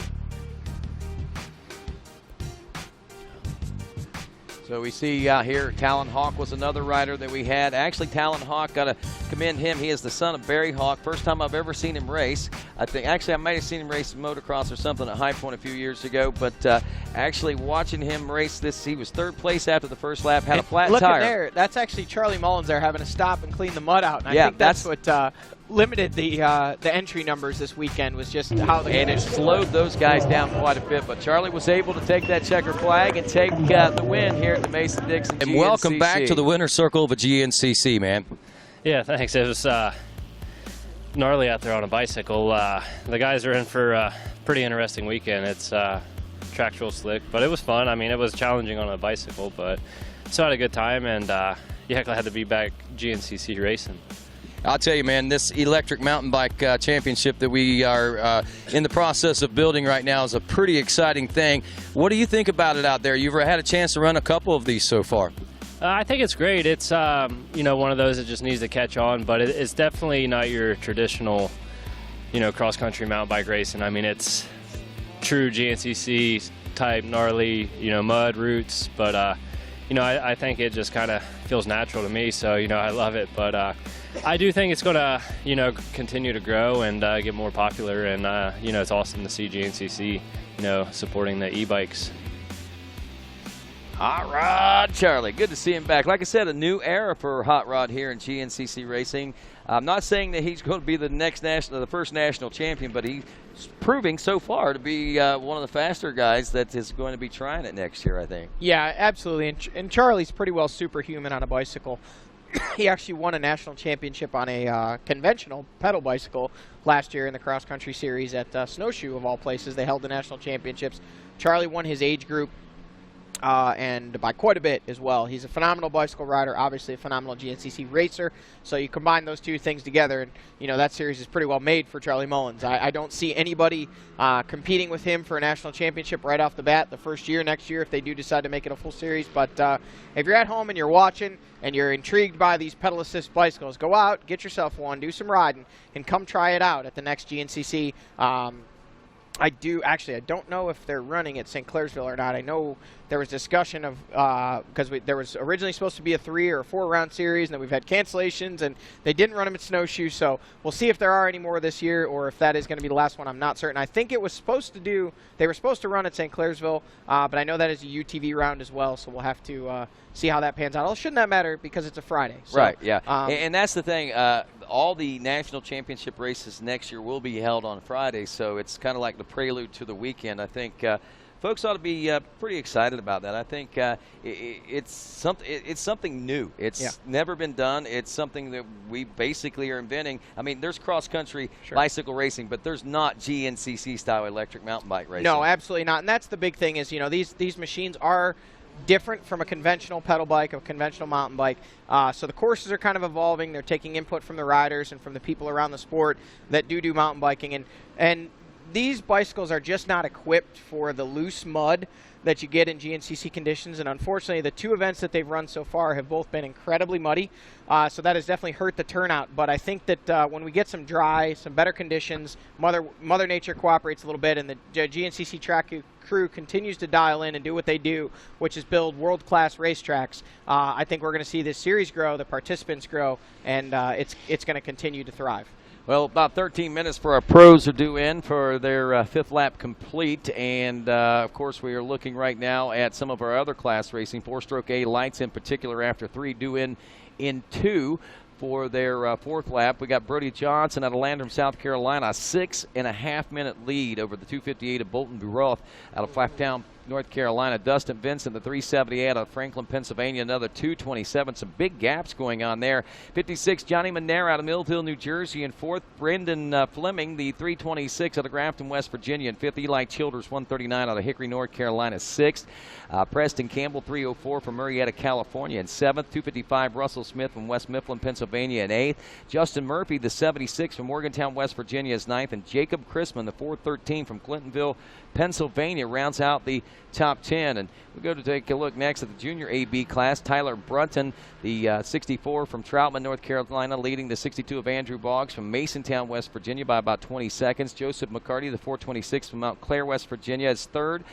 Devin Burks, the 149 from Indianapolis, Indiana, 4th. Jesse Kildo is the 669 out of Elizabeth, PA in 5th. Ryan Francis from Old Forge, PA, the 921 in 6th. 7th, the 366 of Nick Papa from Edgemont, Pennsylvania on a Yamaha. The 8th place, 367, Cody Sickles from Morgantown, West Virginia. The 9th place, Mark Reinswich out of Mount Clair, West Virginia on the 754. And 143, Casey Belt from Weston, West Virginia, rounds out your top 10 in the junior AB 25 plus class. Now, as we move from A class racing, let's shift gears a little bit and look at some of these B classes, as we'll pick up with the Open B class first here. Open B class being, Wallace, West Virginia's Dominic Jarvis, the 373, a minute and 36 seconds ahead of Ryan Kerr, the 328 from Westerville, Ohio. It's Drew Norris, the 912 out of Blacklick, Ohio, minute 17 seconds back in 3rd. Jacob Barnes, the 502 from Logan, Ohio, a little less than a minute in 4th. Tyler Barr, the 383 from Davisville, West Virginia, 314 in 6th is how far back he is. 7th at 138 of Matt Swords from Atco, New Jersey. 8th place 402 Gregory Tinnery out of Philippi, West Virginia. Wyatt Ford, the 424 from West Union, West Virginia is 9th. And Aiden Burt, the 729 from Blacklick, Ohio, rounds out your top 10 in the Open B. To the 250B class now, we have Cole Whitmer, the 518. Go ahead. Thad Duvall on screen. He's got the lead, and he is pushing hard, trying to run with it. He knows if he can just get around these lappers, get through these next couple miles, he's got a waving white flag in his future. Well, we'll run this down, and we'll turn our attention back to the screen. Whitmer, Ian Flynn, Kyle Prismont from Westchester, Ohio in 3rd. Zach Kars out of Monaca, Pennsylvania is 4th. Zachariah Tinky out of Somerset, PA in 5th. In 6th place, Dan Lewis out of Acme, PA, 299.7, 416. Noah Matz out of Frostburg, Maryland. 8th place, Robert Whitlock out of Duncan, South Carolina at 5:15. 9th place, 434. Jack McMakin out of Lyman, South Carolina. And 10th is Austin Hepler from Vandergrift, Pennsylvania, rounding out the top 10 on a 393 250B class. Johnny? And there he is, folks. Stu Baylor, your second-place rider. He's dropped back a good 20-plus seconds to Thad Duvall. So what was a wheel-to-wheel battle, then Stu was able to stretch it out over Thad. Thad was able to close it back in. Stu looks like he's really pushing, but I'll tell you what, Rodney, he just doesn't seem to have the same flow he did just a lap ago. You got to wonder if it's just a situation of making a mistake, and now he's overriding, trying to close back up on Thad. Has Thad picked the pace up? Did Stu have a crash? What's going on here? He still looks good. He's still shredding. Still got a real big lead on Caleb Russell. Last we looked, I believe it was 2 minutes and 20 seconds. Yeah. So he's got quite a bit of time to play with there over the third-place ride of Caleb Russell or Trevor Bollinger. We're not sure who that is yet. We'll wait and see when they pop through. When they came into scoring, it was Caleb Russell, but then the next time we saw him, we think possibly Trevor Bollinger may have gotten back around him for that third-place spot, or he just disappeared off the face of the planet altogether. We could go either way on that one. Well, on timing and scoring, it shows that Caleb Russell is there in the number 3 spot, and again, right behind him, 7.3 seconds. He's in that 4th place position. So watching this one now, talking about Stu Baylor, and just at that 2-hour mark. Remember, I made the mention. Seeing him still riding at that level of intensity, and I'd made mention of heart rates. And heart rates is something that we talked about earlier in the season, and maintaining heart rates and your fatigue level and things like that. And that might be something that maybe now we see that Stu has mastered or is mastering the diet part of it and the nutrition part of the training part of it and nutrition part of it. The one thing that maybe he needs to get a part of now is to figure out is the heart rate.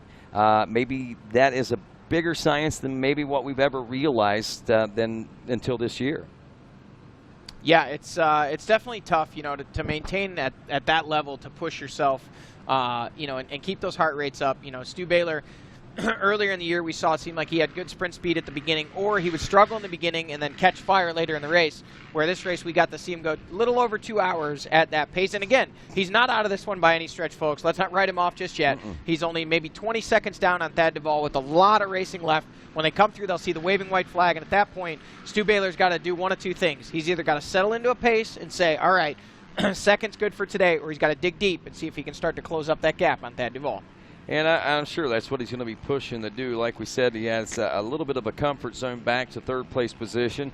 Hopefully the team isn't telling him of that, so he doesn't lay back too much and give Thad the opportunity to go ahead and stretch that lead out. I'd like to see it go down to the wire, but man, I tell you again, when we get into this 3rd hour like this, there's so many variables that take place. And like I said, I have to think that after that hour and a half mark, and Stu always talking about that, finding that energy, he may have exhausted a lot of that in the early part of the race. Josh Strang is around Caleb Russell. Wow. Now I didn't see if Trevor Bollinger came by on screen. Bollinger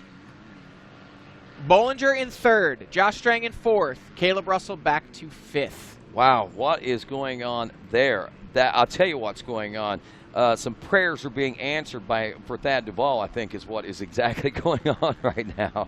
Yeah, that's a big chunk of points. So we had it at 9 when Caleb Russell was running in 3rd. So if Chad Duvall, where I'm going to have a way big-time flashback there. If Thad Duvall is able to hang on for this. Oh, here's another thing. Josh Toth is now under a minute behind Caleb Russell, which is going to knock him back yet another position in the overall. That is going to knock him back to at least 6th. If Ben Kelly can get close enough, he could knock him back to 7th. That would be a catastrophic loss of points. Again, with a 54-point lead, you can manage your point gap. But at losing 9 points in 3rd, that would make that, let's see here, let's do some quick math. It's 21 points for a 3rd place finish. It's 18 for 4th. It's 17 for 5th, I believe. We'll have to pull up. No, it's 18. Then it's 16. It's 16 for 5th. It's 15 for 6th. It's 14 for 7th. So 14 points. If Caleb Russell would finish 7th overall, and Thad Duvall wins, that would be a 16-point swing when he's got a 52-point lead, did we say? 54. 54-point lead, 54-point lead. He would end up making 16 points of that up, bringing that down to 39 points. And though it may not seem like that big of a deal, and it probably isn't, like you say, maintaining your points gap and racing that through these last couple of rounds would be the thing. But, you know, there's a lot of nerves, and there's a lot of things in the back of your head whenever you're out there racing for 3 hours. You might tell yourself one thing leading into a race, but as time wears on, other little voices start to, I think, sneak in there. So who knows what these final 2 rounds, or, well, after this round, the final 2 rounds could yield for Thad Duvall and for Caleb Russell. Again, if this weighs on his mind, we might see more points gained in the next couple of rounds. Again,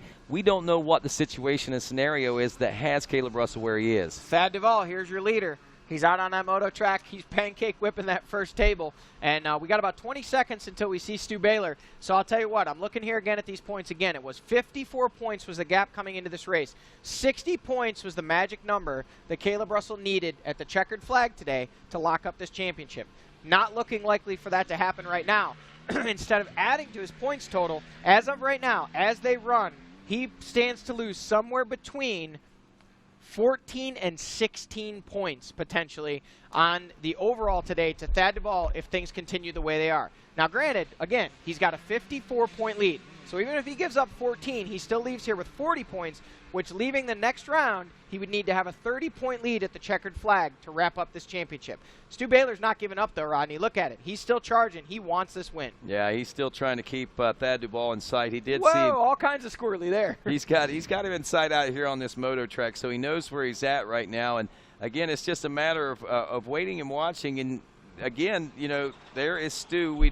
He still seems to be going pretty fast, but it's not that fluid riding that we've seen out of him earlier. I don't know.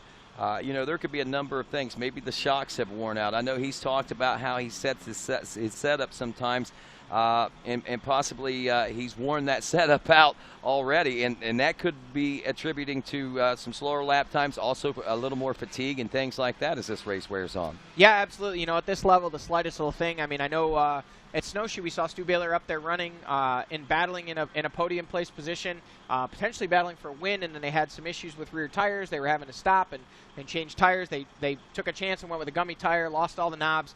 So, you know, we've seen again and again, you know, different riders have different issues. I know a couple of races ago, or a couple of years ago, actually, I believe it was possibly Josh Strang. I remember coming in and they were trying out a new Dunlop tire, and they tried out a really soft compound because they knew it was going to be slick, and they ended up ripping all the knobs off, and Josh was coming in with like no knobs on the tire. So that's another one of those things you got to be cautious of. You got to, you know, do your best setup, but you got to come up with a setup that will make it all the way to the finish. Is this? Nope, thought that was Trevor Bollinger, but there's not. You know who that is there? That's your buddy Andrew Matusik. Oh, wow. Andrew was leading that 30-plus A class that we were talking about there a little bit ago. We're going to check in and see just how things are shaping up for them now in the Vet A class. And as the update, Matusik was still your leader, had a 36.5-second lead over the 42 of Sam Forrester. Tom Truxell, the 801, was running third, Nathan Alring in fourth, and Gilardus Malo was rounding out the top 5. Wow. So Andrew Matusik, good to see him. You know, he was another rider that we saw kind of cut his teeth in off-road racing right here in GNCC. He had some glimpses of greatness, I think, racing in the XC2 class there for a while, and some different classes like that. Stepped away. I think he started a family and got his own deal going on and things like that, but comes back. He does some training and stuff like that for other riders, and what better way to prove that you're a good trainer and you know what you're talking about than to be able to come out here and do these kind of rides at a national GNCC? Yeah, and we'd seen him, I know, I think it was last year, maybe 2 years ago, he came out and raced the Ironman GNCC and actually had a heck of a battle with some of the girls for the overall there. So those, you know, showed he still had some speed there, and now coming back and trying his hand again at the 3-hour race. Speaking of girls, wow, did you see that race today? Wow, what a race there today in that WXC class. Taylor Jones, she ended up winning the national championship, but Becca won the race today. And, man, you talk about heart and fever. Look at this on the track, heart and fever. Trevor Bollinger, third place. He's fought all day long for this podium position. Caleb Russell took it away momentarily for a little over a lap, But right now, Trevor Bollinger has it back in his hands, and he's looking back every chance he gets. He wants an exact break of exactly how much time he's got on the boys behind him. And what he's going to see when he looks back is no longer Caleb Russell. He's going to see Josh Strang. Speaking of Rockstar Husqvarna, here's the other one, white flag waving, Thad Duvall. And in his mind right now, what he's saying is, one lap to greatness. You got to hang it out if you want to get it. 32:04 lap time for him that time around. Very consistent as we wait now for Stu Baylor, who is your second place, or was your second place right after Duvall making the pass on him a little bit ago. So it was actually kind of early on in this lap, maybe a third of the way through. So There is Caleb Russell. I don't know, did we miss Josh Strang, or did he work his way back in? We're breaking up. They're trying to feed us information, and we're not hearing them. Okay, Strang did come by. So Strang came by. Russell now in 5th place. And look at this. Oh, wow, this is catastrophic. Ben Kelly has now physically caught Caleb Russell, and that means Josh Toth, again, is going to be within that minute. That's 2 more positions. So now he is running physically 5th, and overall, on corrected time, Caleb Russell is 7th. That is that scenario we were talking about where Caleb Russell scores 14 points, and Thad Duvall scores 30. That's a 16-point swing in the overall championship. There's the rider we were just discussing. Josh Toth, 2nd in XC2 and 6th overall, displacing his teammate, Caleb Russell, and prying away some valuable championship points. Well, I tell you what, we'll keep an eye on Caleb Russell's lap times, but that should give him a little bit of a cushion. No baby yet. No baby yet. He's riding for that one. We know there's no baby yet, but there is Strang's baby, that's for sure. No baby yet, and there's a 14-week-old Maverick Strang as he's watching his daddy put in a great run here today on the Mason-Dixon line. Wait a minute, 14 weeks? It's been 14 weeks since we raced Snowshoe? Yes. Seems like an eternity. It does it not? And look, I mean, the kid's almost ready to start kindergarten. You see the size of that boy? He'll be riding micros at the next round. He's be big enough to. So, again, the big question is, to me, one, Pascal Rocknecker back there. Is he picking up the pace here late in the race? Is he going to be faster than Caleb Russell on the last lap, and can he catch him too? And if he does, that would put him back even as far back as 8th place. But those are some big ifs. Rocknecker we see on screen now, so he's several minutes behind Caleb. So at this point. that is a big break. Maybe not several minutes, but well over a minute, maybe close to 2 minutes behind Caleb. So that would be a big gap to make up. But it is possible. Right, and what I'm saying is, and what I'm alluding to is likely that will be as far back as Caleb will possibly fall unless something transpires and Pascal picks the pace up a little bit. Yeah, so quite a bit, actually. Rocknecker still holding strong there, though, in that 8th overall. A good run for him. 8th overall, 6th. I believe that would put him in the XC1 class. Yes, that is correct. He would be 6th. So 6th for Rocknecker as they run, and 8th overall. We see a couple guys battling on screen there. That almost looks to be Ricky Russell, possibly. Nope, that's not Ricky. Where is 3rd place? They have yet to check in, I think. They have checked in, it looks like. We see the JCR Honda mechanic, Eric Sorotin, out in the middle of the track with the water bottle ready for Trevor Bollinger on VP Fuels Pro Row, unless he's just early. Maybe we haven't updated. Well, I'm updating timing and scoring. Maybe it's not updating. It's not saying we're having any faulty connections or anything. He's definitely come through because I see the JCR guys coming back. It just may not have updated yet. Well, that's good then. So at least we're not He'll be coming by right here in front of us. 3 minutes, 20 seconds. We just got the update on the computer, and according to this, he scanned in at 16:57. Actually, he just went through. So a 3 minute and 20 second, almost 21 second gap back to Trevor Bollinger now. And his lap time actually at 33:27, a 32:40 for Stu Baylor, and a 32:04 for Thad Duvall, who is still riding rails out here. And wow, I don't know if they're giving him the pit boards. We've seen the no baby yet pit board from Maggie, but I don't think that has anything to do with what he's looking forward to today, and that's a big win, and see how many points he can gain towards possibly upending Caleb Russell's 6th championship.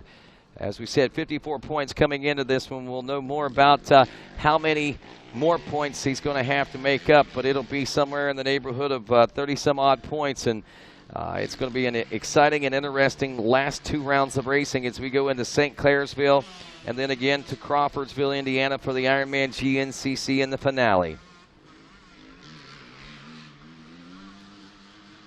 Riders making their way through the pits. Again, not looking and expecting pit stops this time through. We see Josh Toth is checked in, 4th place overall.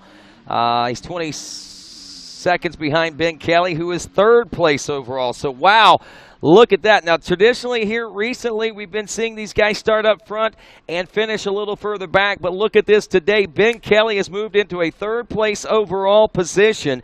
As we take a look at adjusted and elapsed time in this, he has about 21-second lead over Josh Toth. We know that by looking, 20-second lead over Josh Toth. We know by looking at that because Josh Toth is in the 4th place position. But Trevor Bollinger, who has now dropped off to 5th place on adjusted time, is looking at a elapsed time of 2:38.11 and a 2:37. So still 21 seconds is what he's got to make up in order to get back into that number 3 spot. Let's head down to Mikey Waynes, who's standing by in the pits. Hey, well, everybody down here in the pits, they're heading to the finish line. It sounds like things are really heating up. Can Thad Duvall hang on and capture a win here today? Chip away at that points lead on Caleb Russell. Can Ben Kelly finish out on the podium today from row number 2 in the XC2? I'm heading down to the finish line, guys. I can't take it anymore.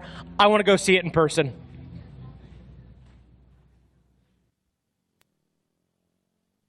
Wow. So Johnny and I taking a look at elapsed time. Thank you very much for the update, Mikey Waynes. As we're dissecting the elapsed time, we noticed that it's a 21, almost 22-second gap between Trevor Bollinger and now 3rd place on adjusted time, Ben Kelly. But it's about a second or so that separates him on adjusted time between he and Josh Toth, who is the 4th place overall position. So he's still looking at maybe getting a top 4, but I know right now that's not where his heart's at. It's not in top 4. It's not in top 5. He's riding physically in 3rd. That's what he wants to stand on that podium and celebrate today. Yeah, absolutely. And obviously he will be on the XC1 podium if right. he finishes where he is. But as far as the overall, he needs to make up, as you said, that 21 seconds on over Ben Kelly, who's just on a mission right now. We talked about how this guy has a tendency to get stronger as the race goes on, but I never saw this coming. Well, he's certainly flexing his muscles out here today. There's no doubt about it. As we look even a little further back, Josh Strang has dropped off to a number 6 overall position. He is 7.9 seconds behind. Looks like Trevor Bollinger. Well, 7 seconds faster than Bollinger, right, too, but by the way. Keep in mind, and when you say dropped off, he is still in sight of Trevor Bollinger, who is physically 3rd overall, which puts him in that same realm of 20 seconds or so on or off the podium. Exactly. So we've got a 4-way duel for the podium right now between, well, a 5-way if you throw Caleb Russell in there. Right. You've got 5 riders potentially vying for that podium place position. Caleb Russell a little further back, but if you've got right now, you've got Trevor Bollinger physically 3rd, Josh Strang just inches behind him, and then behind them the battling duo of Ben Kelly and Josh Toth, who have now physically taken over 3rd and 4th, or on corrected time taken over 3rd and 4th, and you have to assume that Josh Strang and Trevor Bollinger have been told, hey, you guys got to pick it up if you want to be on the podium. Absolutely. And as we look back to 7th place, where Caleb Russell now sits on adjusted time, looks like he was 11.7 seconds behind Josh Strang, but more importantly right now, he had a 2-minute and 20-second gap back to the 8th place ride of Pascal Ochnecker, and that right there it means that likely he's not going to fall any further back than 7th, so that big point swing won't be any bigger likely than what it is right now while we talking a 16-point possible point swing in this. So very interesting day, but at the same time, as the race wears on, it's working more into the favor of Caleb Russell, because I have to think if this stuff had started happening earlier, we might see an even worse situation for Caleb Russell developing here. But he's holding it together, and that's the important thing as far as keeping that championship dream alive, and that's exactly what he's doing. Yeah, absolutely. Managing your points on a day like today, we'll have to wait till this one is over to find out if it's just a situation of not feeling the groove, having a bike issue, having a body issue, whatever it may be. But right now, here's your 3rd place physically rider, 5th place overall, Trevor Bollinger. We did miss second place with Stu Baylor. And look at this. 4th place physically and 6th place overall, Josh Strang, hard on the hammer and trying to chase down Trevor Bollinger. Those guys are in an absolute battle right now, and that may be their one saving grace. Right now they're pushing so hard to race each other, they're trying to. There is Caleb Russell now. He seems to have closed it back up a little bit. Now just behind him physically, just a little bit ago, and there he is again. Ben Kelly definitely now is more than, I would say, that 21 seconds ahead of Trevor Bollinger. So Ben Kelly is the one on the move right now, and he is opening up that gap more and more over Trevor Bollinger for that 3rd place spot on corrected time overall. Well, you know, I was wondering, we see that Kelly is getting faster and faster, and if you're wondering, does Kelly have a possibility of winning an overall, moving into second? If we look at the way things are, if we analyze this, lap times of 32:36, which is 32:04 for Thad Duvall, 32:40 for Stu Baylor. It looks like, though, he still has about a 3-minute gap that he has to make up, 2 minutes and 59 seconds in that adjusted time. So there's 3 minutes there that they've got to play with to still be able to hang on to first and second overall. Yeah, it would be a tall order for him to make up that kind of time. I mean, it's impressive what he's done so far already. You know, in these types of conditions with what's on the line, and you know, you've got guys the caliber of Trevor Bollinger, who's a former XC2 champion himself, Josh Strang, multi-time race winner and XC1 champion, and Caleb Russell, multi-time GNCC XC1 champion, and Ben Kelly has already displaced those 3 guys in just the last lap on corrected time, and he is very near catching them physically at this point now. And when that happens, that actually opens up another scenario here, Rodney. As Toth still maybe only about 20 seconds behind Ben Kelly, you have to wonder, as if they're able to keep up the pace that they're on. Obviously, Caleb Russell being a teammate, he's probably going to see the number plate on that bike, realize that Kelly is not someone that he is racing physically, and he may even say, hey, this guy's on the move, I'll latch onto him. But when he gets up to Josh Strang, and if he were able to physically catch up to Josh Strang and Trevor Bollinger, these guys are battling for a podium position in their minds, even though it may not be in reality on corrected time. I find it hard to believe that they're going to pull over and let him by, and if at that case, that adds a whole new dynamic to him racing this last lap, knowing Josh Toth is not so far behind him. You know, he might be pushing it, trying to make a pass, and you could see mistakes come in there. Well, after 4 laps of racing, I scanned down through the top 20 overall, and I see that Jesse Ansley, leader of the FMF XC3 125 Pro-Am class, is actually up to a 20th place overall position. Just ahead of him on adjusted time is Austin Lee and Lane Michael. And, checking those guys out. These guys actually all coming from GNCC youth ranks. And speaking of youth ranks, you know, we've been talking about the big E-Mountain Bike National Championship that we're going to be holding next year on Friday nights. Well, what we're doing is we're also opening up the window and the door for a complete 13-round series of, 12-round series, I'm sorry, because they won't race snowshoe. But for the micro 50cc riders, they will have a 12-round national championship. They've had 6 for so many years here, but now that is actually going to expand into a full national championship next year, and that's pretty cool. And last night we had a chance to actually run some micro class racing here as we got to see some national champions crowned, as this was their final race of the week or of the season. And off and rolling we got on this one. As you can see, these kids on the four-wheeler side of things, they are as serious and as hungry as anybody out there, Johnny Gallagher. Absolutely. These little kids were giving it heck. I was out there and was able to check it out. And J.P. Pickens, Jeff and Tracy Pickens' little boy, was out there in the 4 to 6 stock class. What's he really? I didn't even realize it was his first ever GNCC. So, of course, Uncle Johnny had to go out there and cheer him on. So it was pretty cool getting to see these little guys go. And I mean, I've watched the micro races before, but it's different when you've actually got one out there that you're really kind of invested in. So he had a blast, and when the race was over and done, the only thing he said, I didn't like people passing me. I need a faster four-wheeler. Really? Yep. So we've got another another future GNCC champion potentially that's hooked on micro racing, and you can see these little guys not giving up. He's got his buddies helping push him. He says, we're going to finish this thing one way or another. Yeah, the conditions really making these bikes struggle a lot. We've seen a lot of steam, heard a lot of clutches burn out. And, of course, as you can see, a lot of steam coming out of that. You could hear them as they were going across those muddy fields.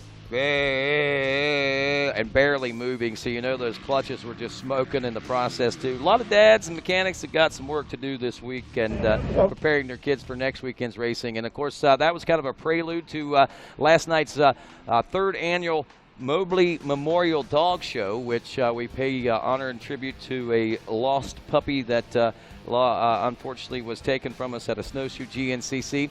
And, of course, right there we see Showtime was that dog's name. That is Shelby Rowland's dog. She got a blue ribbon. She didn't win the over. She actually came in second overall, but got a blue ribbon nonetheless. And of course, got to see some very beautiful animals there, no doubt about it. There's Caleb Russell's dog, Stella. No, she's not just crazy and just pouncing on the ground. Caleb actually has a laser pointer that he literally drives that dog crazy. Actually, I don't think it does. I think she loves it. She absolutely loves it, man. So what a night of excitement we had here on a Saturday at GNCC, and that's the kind of things we do, my friends. We have fun. And not only that, Friday leading into this, when we had the opportunity, being a local area, to go to a couple different schools, and Tim Cotter, who gets in on the action as well of these school visits, actually got a chance to visit his old alma mater. Hey, this is Tim Cotter, and I'm the director of GNCC Racing, and today we are at Albert Gallatin South Middle School in Point Marion, Pennsylvania, the same community that Barry Hawk grew up in. And so today we had an opportunity to have an assembly with these students, 350 strong from Albert Gallatin. We're here today, and we had an opportunity to talk about a lot of different things, more so than just racing. It's not just about motorcycle or ATV racing. It was about team building. It was about confidence. We were able to teach these kids and talk to them about setting goals and what a goal means, and also, and more importantly, about what happens when you stub your toe, or you crash your motorcycle, or you fail a test, or you let somebody down. You still have to get up. You still have to dust yourself off, just like these racers do. And then you skip yourself back in the game. So whether you fail a test this week, or you let someone down, a friend, a peer mentor, your parents, you still get up and you move forward. And you keep positive thoughts in your heads. Know that you're always worthy, that you always have worth, and that you take your goals on one step at a time. It's a blessing to be able to come to these schools and talk to these kids. And I think we have 350 plus new GNCC fans. How many of you ride an ATV or a dirt bike? Oh wow, look at this.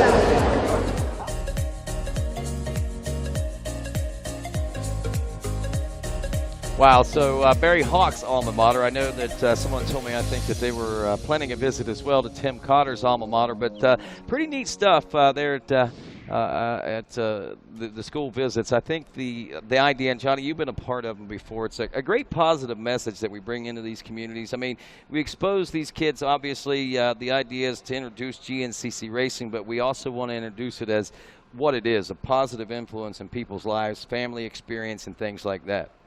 Yeah, it was definitely cool to get out there and be able to take a chance to look back where we all started from and inspire some young kids. And very cool to program the on-track program that GNCC has, and it's definitely a cool thing. I've had the opportunity to be a part of that many times, and I know the guys Walker Fowler and Taylor Jones and a few other that went this weekend seem to really enjoy themselves and have an opportunity to connect with the kids and get some of those kids to come out and experience GNCC racing firsthand as well. And this is a great one to come out to. Obviously, those guys in Uniontown, just about 30 minutes away from us here up in Mount Morris, Pennsylvania, where we are for this Mason-Dixon GNCC. And we see as these guys work their way through, the sun's starting to get a little low in the sky, and that's causing some shadows out on that moto track, but not slowing these guys down one bit. Amateur riders out there battling in their own right. And if we look here, we'll take another look. That XC3 class has checked in now. Let's see here. As we look, Jesse Ansley still in that. Oh, looks like as we refresh here, I think Jesse Ansley still in that 20th place position. He's actually worked his way up to 19th now. He's gotten around Austin Lee and is not too far behind Liam Draper, who runs in 18th place overall. So a pretty good mix of XC1 and XC2 guys in the top 20 right now as we'll run that down. Thad Duvall leading the way, first overall and first in XC1. Stu Baylor, second overall and second in XC1. Ben Kelly is third overall and leading the XC2 class. Josh Toth, fourth overall and in second in the XC2. Trevor Bollinger is third in XC1 and fifth overall. Josh Strang, sixth overall, and that would put him fourth in XC2. Caleb Russell, fifth in XC2 and seventh overall, followed by Pascal Rocknicker, Grant Baylor, Craig DeLong, Jonathan Gerard, Mike Witkowski, and then Ricky Russell is 13th overall, so he's still salvaging some points here late in this one, despite the fact it's been a bit of a struggle for him. Andrew DeLong still holding strong there in 14th overall. Evan Smith, 15th overall out of that XC2 Pro Lights class. Lane Michaels, 16th overall. Corey Buttrick, 17th overall. Liam Draper, Jesse Ansley, and Austin Lee rounding out the top 20 overall here. And Ansley, again, in 19th overall, is leading that FMF XC3 125 Pro class. And as we look at that class there, it appears that he has managed to open up that gap a little bit. We know Alex Teagarden was keeping him honest there. I think it was only a 20-second gap the last time we had looked, and it looks like now it has opened up to 2 minutes and 25 seconds. So Jesse Ansley's really put the coal to it with a 2 minute and 25 second lead, turning in a 35-22 on the last lap to Teagarden's 36-44. So he put a minute and 20 seconds on him just in this last lap. So Jesse Ansley getting stronger as the race goes on. His competition apparently dropping off just a little bit here. Teagarden in second, Nolan third, and Cody Barnes fourth place in that XC3 Pro Lights class. Ryan Lojek with only 3 laps complete is fifth, and Jedediah Haynes sixth with 3 laps complete as well. So that is your FMF XC3 125 Pro-Am class. And as we're watching here, we've got, looks like to be Ben Parsons there on the number 300. That is one of our Open A riders on screen there. And he's, gets a little sideways there. Our cameraman can't even follow him. He got so sideways. We should be waiting and watching here. Next thing we should be seeing is Thad Duvall out in the open field. And there he is, out in the open field section. Thad Duvall hard on the throttle, charging his way towards a win here today, folks. I don't see Stu Baylor behind him, so that is a good news for, look at this. Not too far back, though, only about 20 seconds. Baylor has really managed to dig deep and keep him honest here. One little miscue for Duvall, and Baylor could be right back there battling for the lead. So Stu Baylor hard on the throttle. He's trying to close it up. There you see the 8-mile marker, which means only 4 miles left remaining in this Mason-Dixon GNCC, and these guys are doing battle to determine who's going to take home the win today. Right now, it's Thad Duvall, the 989 Rockstar Racing Husqvarna, leading the way. But Baylor definitely not giving up on this one. You can see he's still charging. He's trying to find every perfect line, hit his marks, push himself to try and keep as close to Thad Duvall as he can to keep that hope alive that maybe he can grab this win today. He takes a look over there. You can see Thad Duvall had already gone by the other way, so he knows exactly what he's got to do. He knows he's got to make up about 25 seconds if he wants to get close enough to Duvall in the final miles to make a shot at the win today. We'll wait and we'll watch, but we know now it's going to be upwards of 3 minutes until we see the next riders come through, and it should be, the next rider we should see should be Trevor Bollinger and Josh Strang are the 3rd and 4th place riders physically on the track, but then we also know that we've got the XC2 duo of Ben Kelly and Josh Toth that have worked their way into 3rd and 4th on corrected time from that XC2 Pro Lights class. So we got about 3 minutes until we'll see those guys. And right about that time is when we should be seeing Thad Duvall and Stu Baylor pop out on the Moto track or very soon thereafter. So we've got a couple things to watch for. We've still got that XC2 battle going on. Though there's about a 20-second gap there, that's still nothing to count that one over with yet, and we haven't seen those guys in several miles. And again, still a battle for the win here. Seems Thad Duvall may have this one in hand, but you just never know. There's still a lot of racing left here, folks. Don't go anywhere. Stay tuned in. This one's going to come down to a fever pitch all the way to the finish, and Duvall is making it look like he's got this one in hand, but Baylor's worked hard all day long. You know, he doesn't want to give up on this one for sure.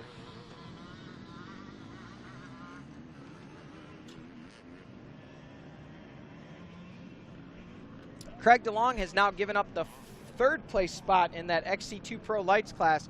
It appears that as we look down through, oh, nope, I'm sorry. He still does have a 47-second lead over Jonathan Girard, but Girard closing in to only 47 seconds behind Craig DeLong for that final podium position in XC2, and that's a rider we talked about at the last race at Snowshoe. He was able to get on that podium for the first time ever, now within 47 seconds at the completion of lap 5 with 1 lap to go. And his lap time, if you look there, was close to 2 minutes faster than Craig DeLong's. So he's made up a lot of time in just that 1 lap, and he's got to keep on the throttle if he wants to have a chance. We heard him coming by here, and he was just making that rev limiter sing. He's in serious charge mode trying to get up there to DeLong to take that final podium spot away in XC2. But listen to this, folks. The gap, there's no chance of those guys getting any further forward. 6 minutes and 47 seconds Craig DeLong is behind Josh Toth in that XC2 Pro Lights class. So Kelly and Toth have absolutely just put a clinic on today and pulled out a huge gap in that XC2 Pro Lights class. Wow, those kids, I mean, wow. I mean, really, honestly, they came into the GNCC racing scene such a short time ago, what, a couple of years ago. We started seeing who they were, and obviously just a few years in, here they are, top dogs, and battling for a final overall podium position when you look at the grand scheme of things from the second row. It's nothing that's not been done before, obviously, but it has been a while, and it doesn't happen very often since we've had these types of scenarios unfold. So pretty exciting stuff for sure to get to witness this here as we return back to Matthews Farm for this Mason-Dixon GNCC. And of course, right now, as we take a look at things, we're about 6.5 minutes out, Johnny, before we'll see checker flag. And as we recap this day, wow, what an amazing and awesome battle we have seen. Obviously, right off the get-go, we saw the start. It was Caleb Russell and Thad Duvall, Josh Strang, 1, 2, and 3, battling through that second turn and out of sight there from the starting line. I didn't get a chance to see what was going on. By the time I made it back here to the broadcast booth, the first lap had been completed, and already Stu Baylor had amassed a major lead over Thad Duvall and the rest of the field, and Caleb Russell had dropped all the way back to a 7th place position. And wow, what a lot of things have happened since then. Well, Caleb Russell has caught back up to Caleb as we watch this one unfold here late in the race now, Johnny. And wow, what a story here for him, huh? Yeah, there we see Caleb Russell, Trevor Bollinger in front of him. And it appears that they have gotten around Josh Strang. Strang now on Russell's rear wheel. So right now, Caleb Russell is digging. And right now, what he is doing is just scraping points, grabbing them back out of the trash can that was the Mason-Dixon GNCC for him. No and doubt. I don't say that with any malice whatsoever, one of my closest friends. But I guarantee you, he's not going to have a whole lot good to say about today. But right now, he's doing what champions do. He's managing points gaps on his bad day. He's trying to claw back every point that he possibly can. I don't know if we've seen Ben Kelly yet, so if he were able to stretch that gap back out enough, he could potentially grab back yet another podium spot, or another spot in the overall. But as they run right now, oh, there we see that may be Kelly right there on the right of our screen. It's hard to tell. From that angle, all we get is a backside view as they go smoking by, but that is Josh Toth right there, so we assume that is Kelly in front of him somewhere there. And Toth looking like he's still charging, looking ahead of him, trying to manage that gap and do the best that he can to try and stay close for a chance at that XC2 win. Speaking of wins, here's the guy on his way to one right now. Less than 2 miles remain for this man, Thad Duvall, the 989 Rockstar Racing Husqvarna factory racing machine. He is hard on the throttle, and let's see if he sends this uphill triple. Just goes for the double. There was a rider there that he would have landed on top of. Thad loves to throw whips, and he would have been the perfect opportunity, but he's not going to throw away a win to look cool. No doubt about that. You know, talking about turning things around, a complete 180 from what we saw there on the final lap of the Snowshoe GNCC, scoring no points and able to come back and not only win today's race, but he gets the fortune of being able to make up a handful of points. How many of those points we don't know. It was as far back as 7th place and as many as 16 points we were looking at one point, but things have certainly changed since we did those calculations, Johnny. Absolutely. Things have changed. Caleb Russell back on the charge, trying to gain valuable points back. Stu Baylor still on charge, not willing to concede this one yet. He knows that it's a long shot at this point. He's looking across the Moto track, and Thad Duvall has basically the entire Moto track on him. He's not jumping that double at this point. You got to wonder if fatigue is set in, or as you said, is he having some suspension issues at this point that are slowing him down a little bit. But still looking good, still on the charge, and he's going to make Thad keep it honest and charge all the way down to the finish on this one. Yeah, I'm trying to determine whether or not that suspension's has softened up too much on him. It doesn't appear to be too soft, but who knows what the rebound and everything like that's doing. And obviously, yeah, he's had these types of problems in the past, I think.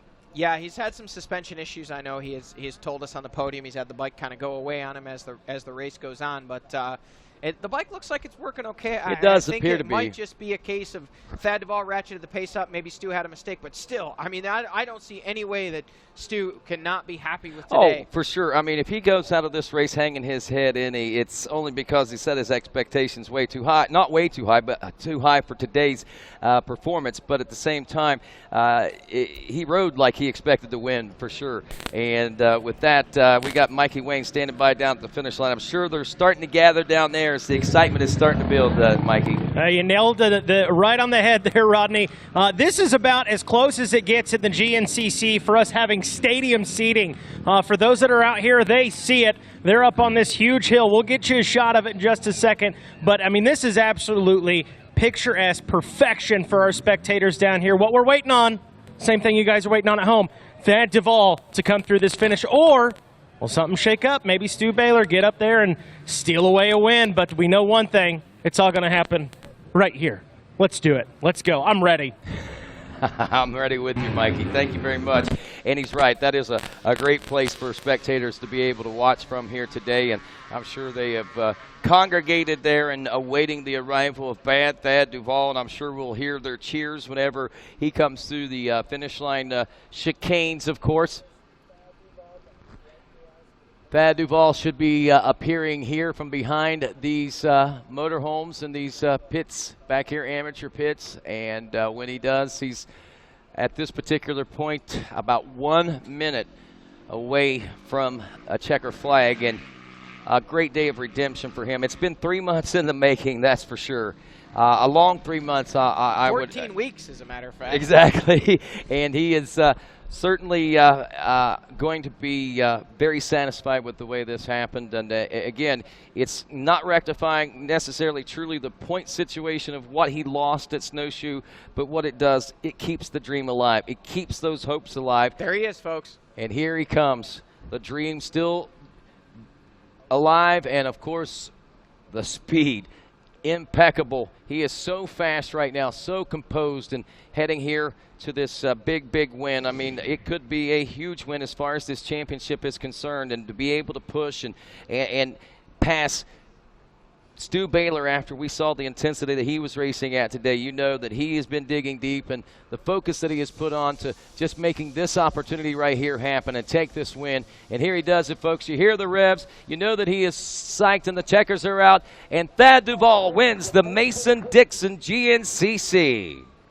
Absolutely phenomenal ride. Thad Duvall did everything he needed to do. He matched Stu Baylor's pace early when Stu was sprinting, and then he was able to ratchet it up even another notch, put in some even faster lap times, and pull that gap on Stu to give himself a comfortable lead coming to the finish. Well, as we update the lapse time in this one, Johnny, 3 hours, 6 minutes, and 49 seconds. Almost 50 seconds there that we saw. So nearly a 3 hour and 7 minute race. What a day.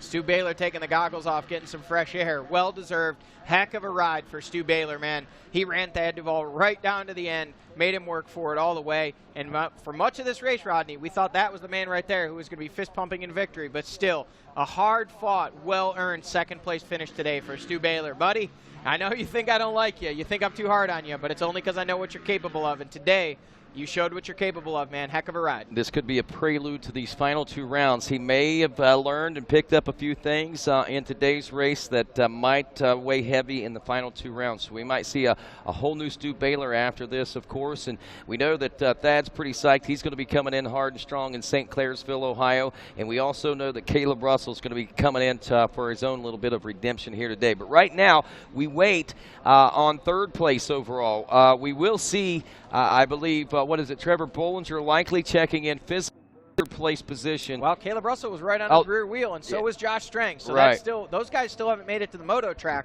So we need to get that screen back on and see if we're missing them. Hopefully production can let us know. We have a blank screen right now, but we're doing everything we can to get it up and running, and we hope you folks at home, if there's a battle on the Moto track, those are 3 guys you want to see at it. Josh Strang, Caleb Russell, and Trevor Bollinger all should be nearing the Moto track if they are not already on it, and that will be the battle for the physical podium position. Now there is that Caleb? There is Russell. Don't know if he's made his way around. If we could get an update, maybe our screen just popped back on. Did we miss Trevor Bollinger and Josh Strang?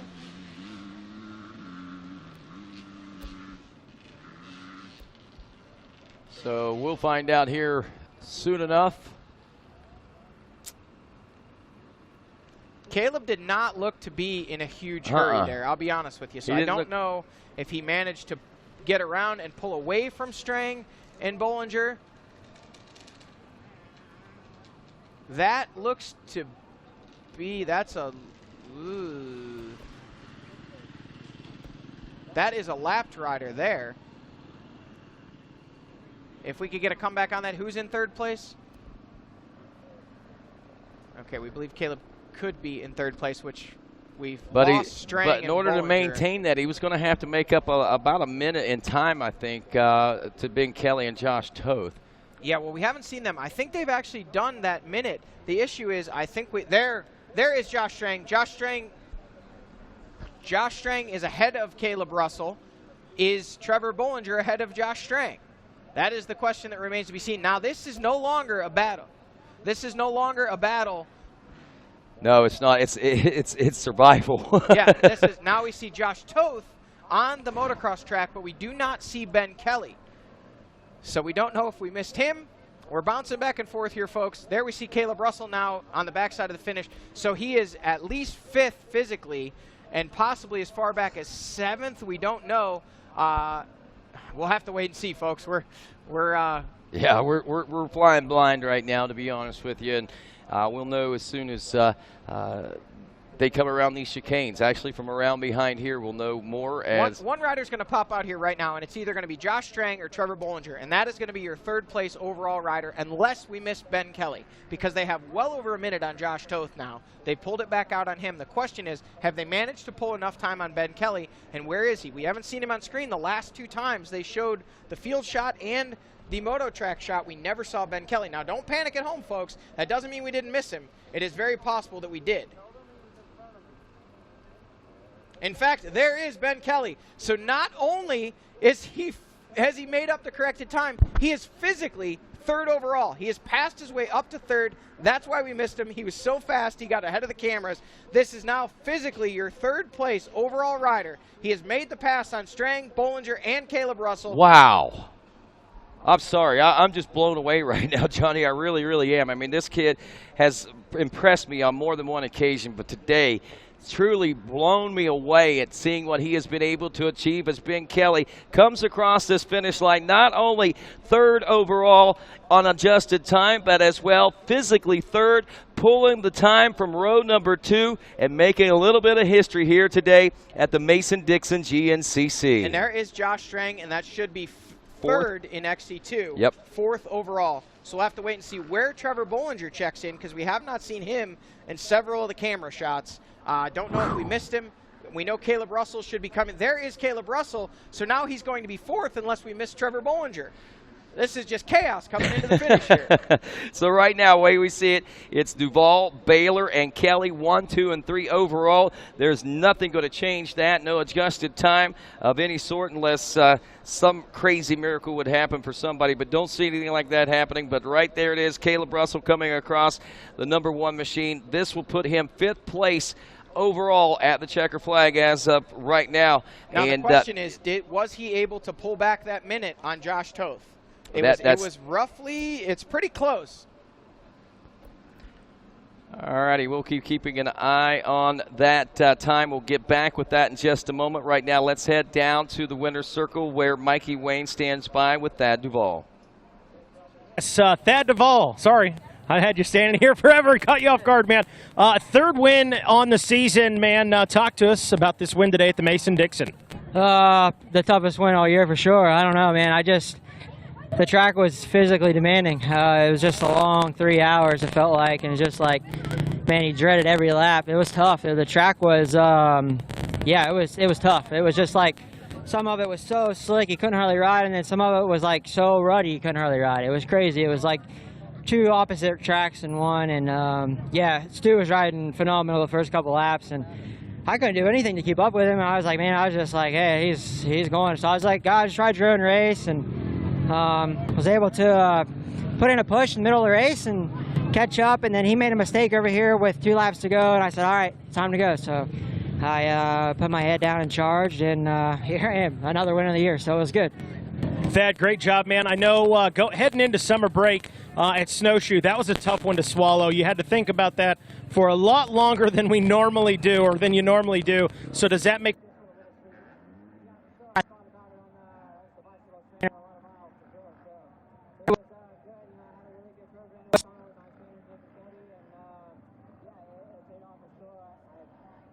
I'm a little smoked at the end of the day, but for a lack of trying hard all day, and yeah, let's go to power line. Do it again. Let's do it again. Thad Duvall right there, your winner today in the overall in the XC1.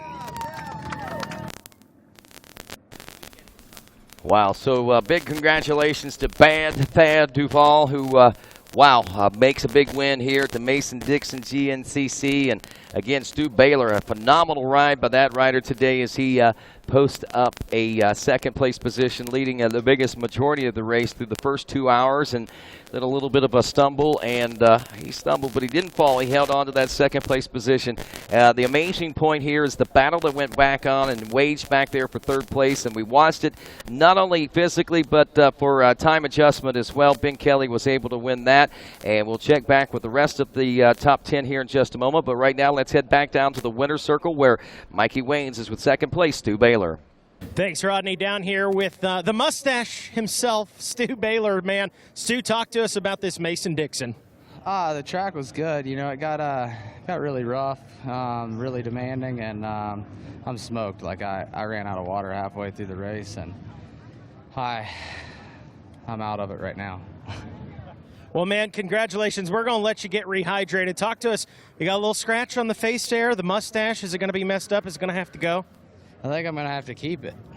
Keep it so you can keep looking good. I need to sit down. He's sitting down, guys. That's going to do it. Make some noise. Stu Baylor, get rehydrated there. Second place finisher, Stu Baylor. Wow, you could see this one drained him, but I think just a prelude to what the rest of the season is going to be, and if he can keep that momentum through the offseason in the next year, 2019, wow.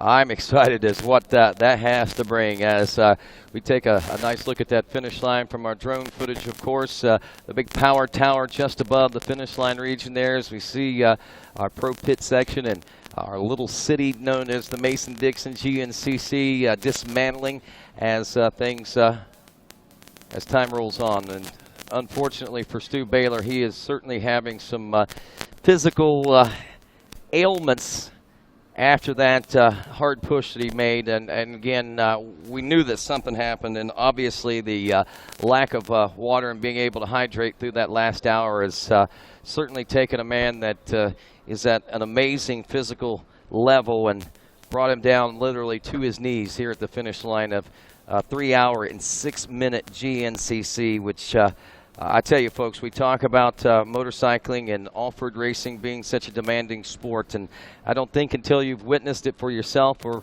even unless you've participated at some level for yourself, that you can realize the level of energy that it takes to race one of these races. Not only an hour, 2 hours, but imagine 3 hours out here at that kind of a pace, turning 32-minute lap times on a 12 to 14 mile lap. And, of course, right now down to our third place, an amazing feat by this young man, all the way to physically third on the racetrack and overall from the XC2 Pro class, Ben Kelly with Mikey Waynes. Thank you, Rodney. Ben Kelly down here with me. He literally just said, I don't know how long I can stand here. I'm going to make it short and sweet. Ben Kelly, hell of a race, man, from the XC2. You move up in your third overall today. Yeah, it was wild, you know. Walking the track, it looked a lot like Steel Creek, and I really liked that race. So I was excited coming in and just wanted to get a good start so I didn't have to work so hard, and did that, was third. I was right behind Josh. Me and him were moving. We're just freight training for, you know, the first 3 quarters of the race. Really tight in speed, and yeah, it was fun. But yeah, I just took my time after a few crashes, and yeah, made my way into the lead and pushed, and caught a lot of XC1 guys, and it was pretty wild to see the back of their jerseys, just me catching them, and yeah, I just tried to do my own thing and keep going, and super pumped to be in third overall. Well, Ben Kelly, congratulations, man. We're going to let you get rehydrated there. Your winner in the XC2 and third overall today, Ben Kelly. Wow, impressive ride, no doubt. As a look at the split on the times there, as far as elapsed time, 3 hours and 7 minutes for Stu Baylor and 3 hours and 10 minutes there for Ben Kelly. So 3 minutes separating them there at the finish. So, you know, those guys really let things hang out here today. There's no doubt. Josh Strang, congratulations. A freight train, 4th place. Caleb Russell, 5th place, salvaging a couple of positions there in that last lap as he gets around Josh Toth, who finished up in 6th. Trevor Bollinger does check in, I believe. Well, let me double check this. Looks like he could be back as far as 7th place position. Actually, no, Pascal Wagenecker is 7th. Trevor Bollinger does check in 8th place position. Grant Baylor in 9th aboard the 314. And Craig DeLong, who will finish 3rd in the XC2, actually 4th in the XC2 250, no, that's 3rd in the XC250 Pro class.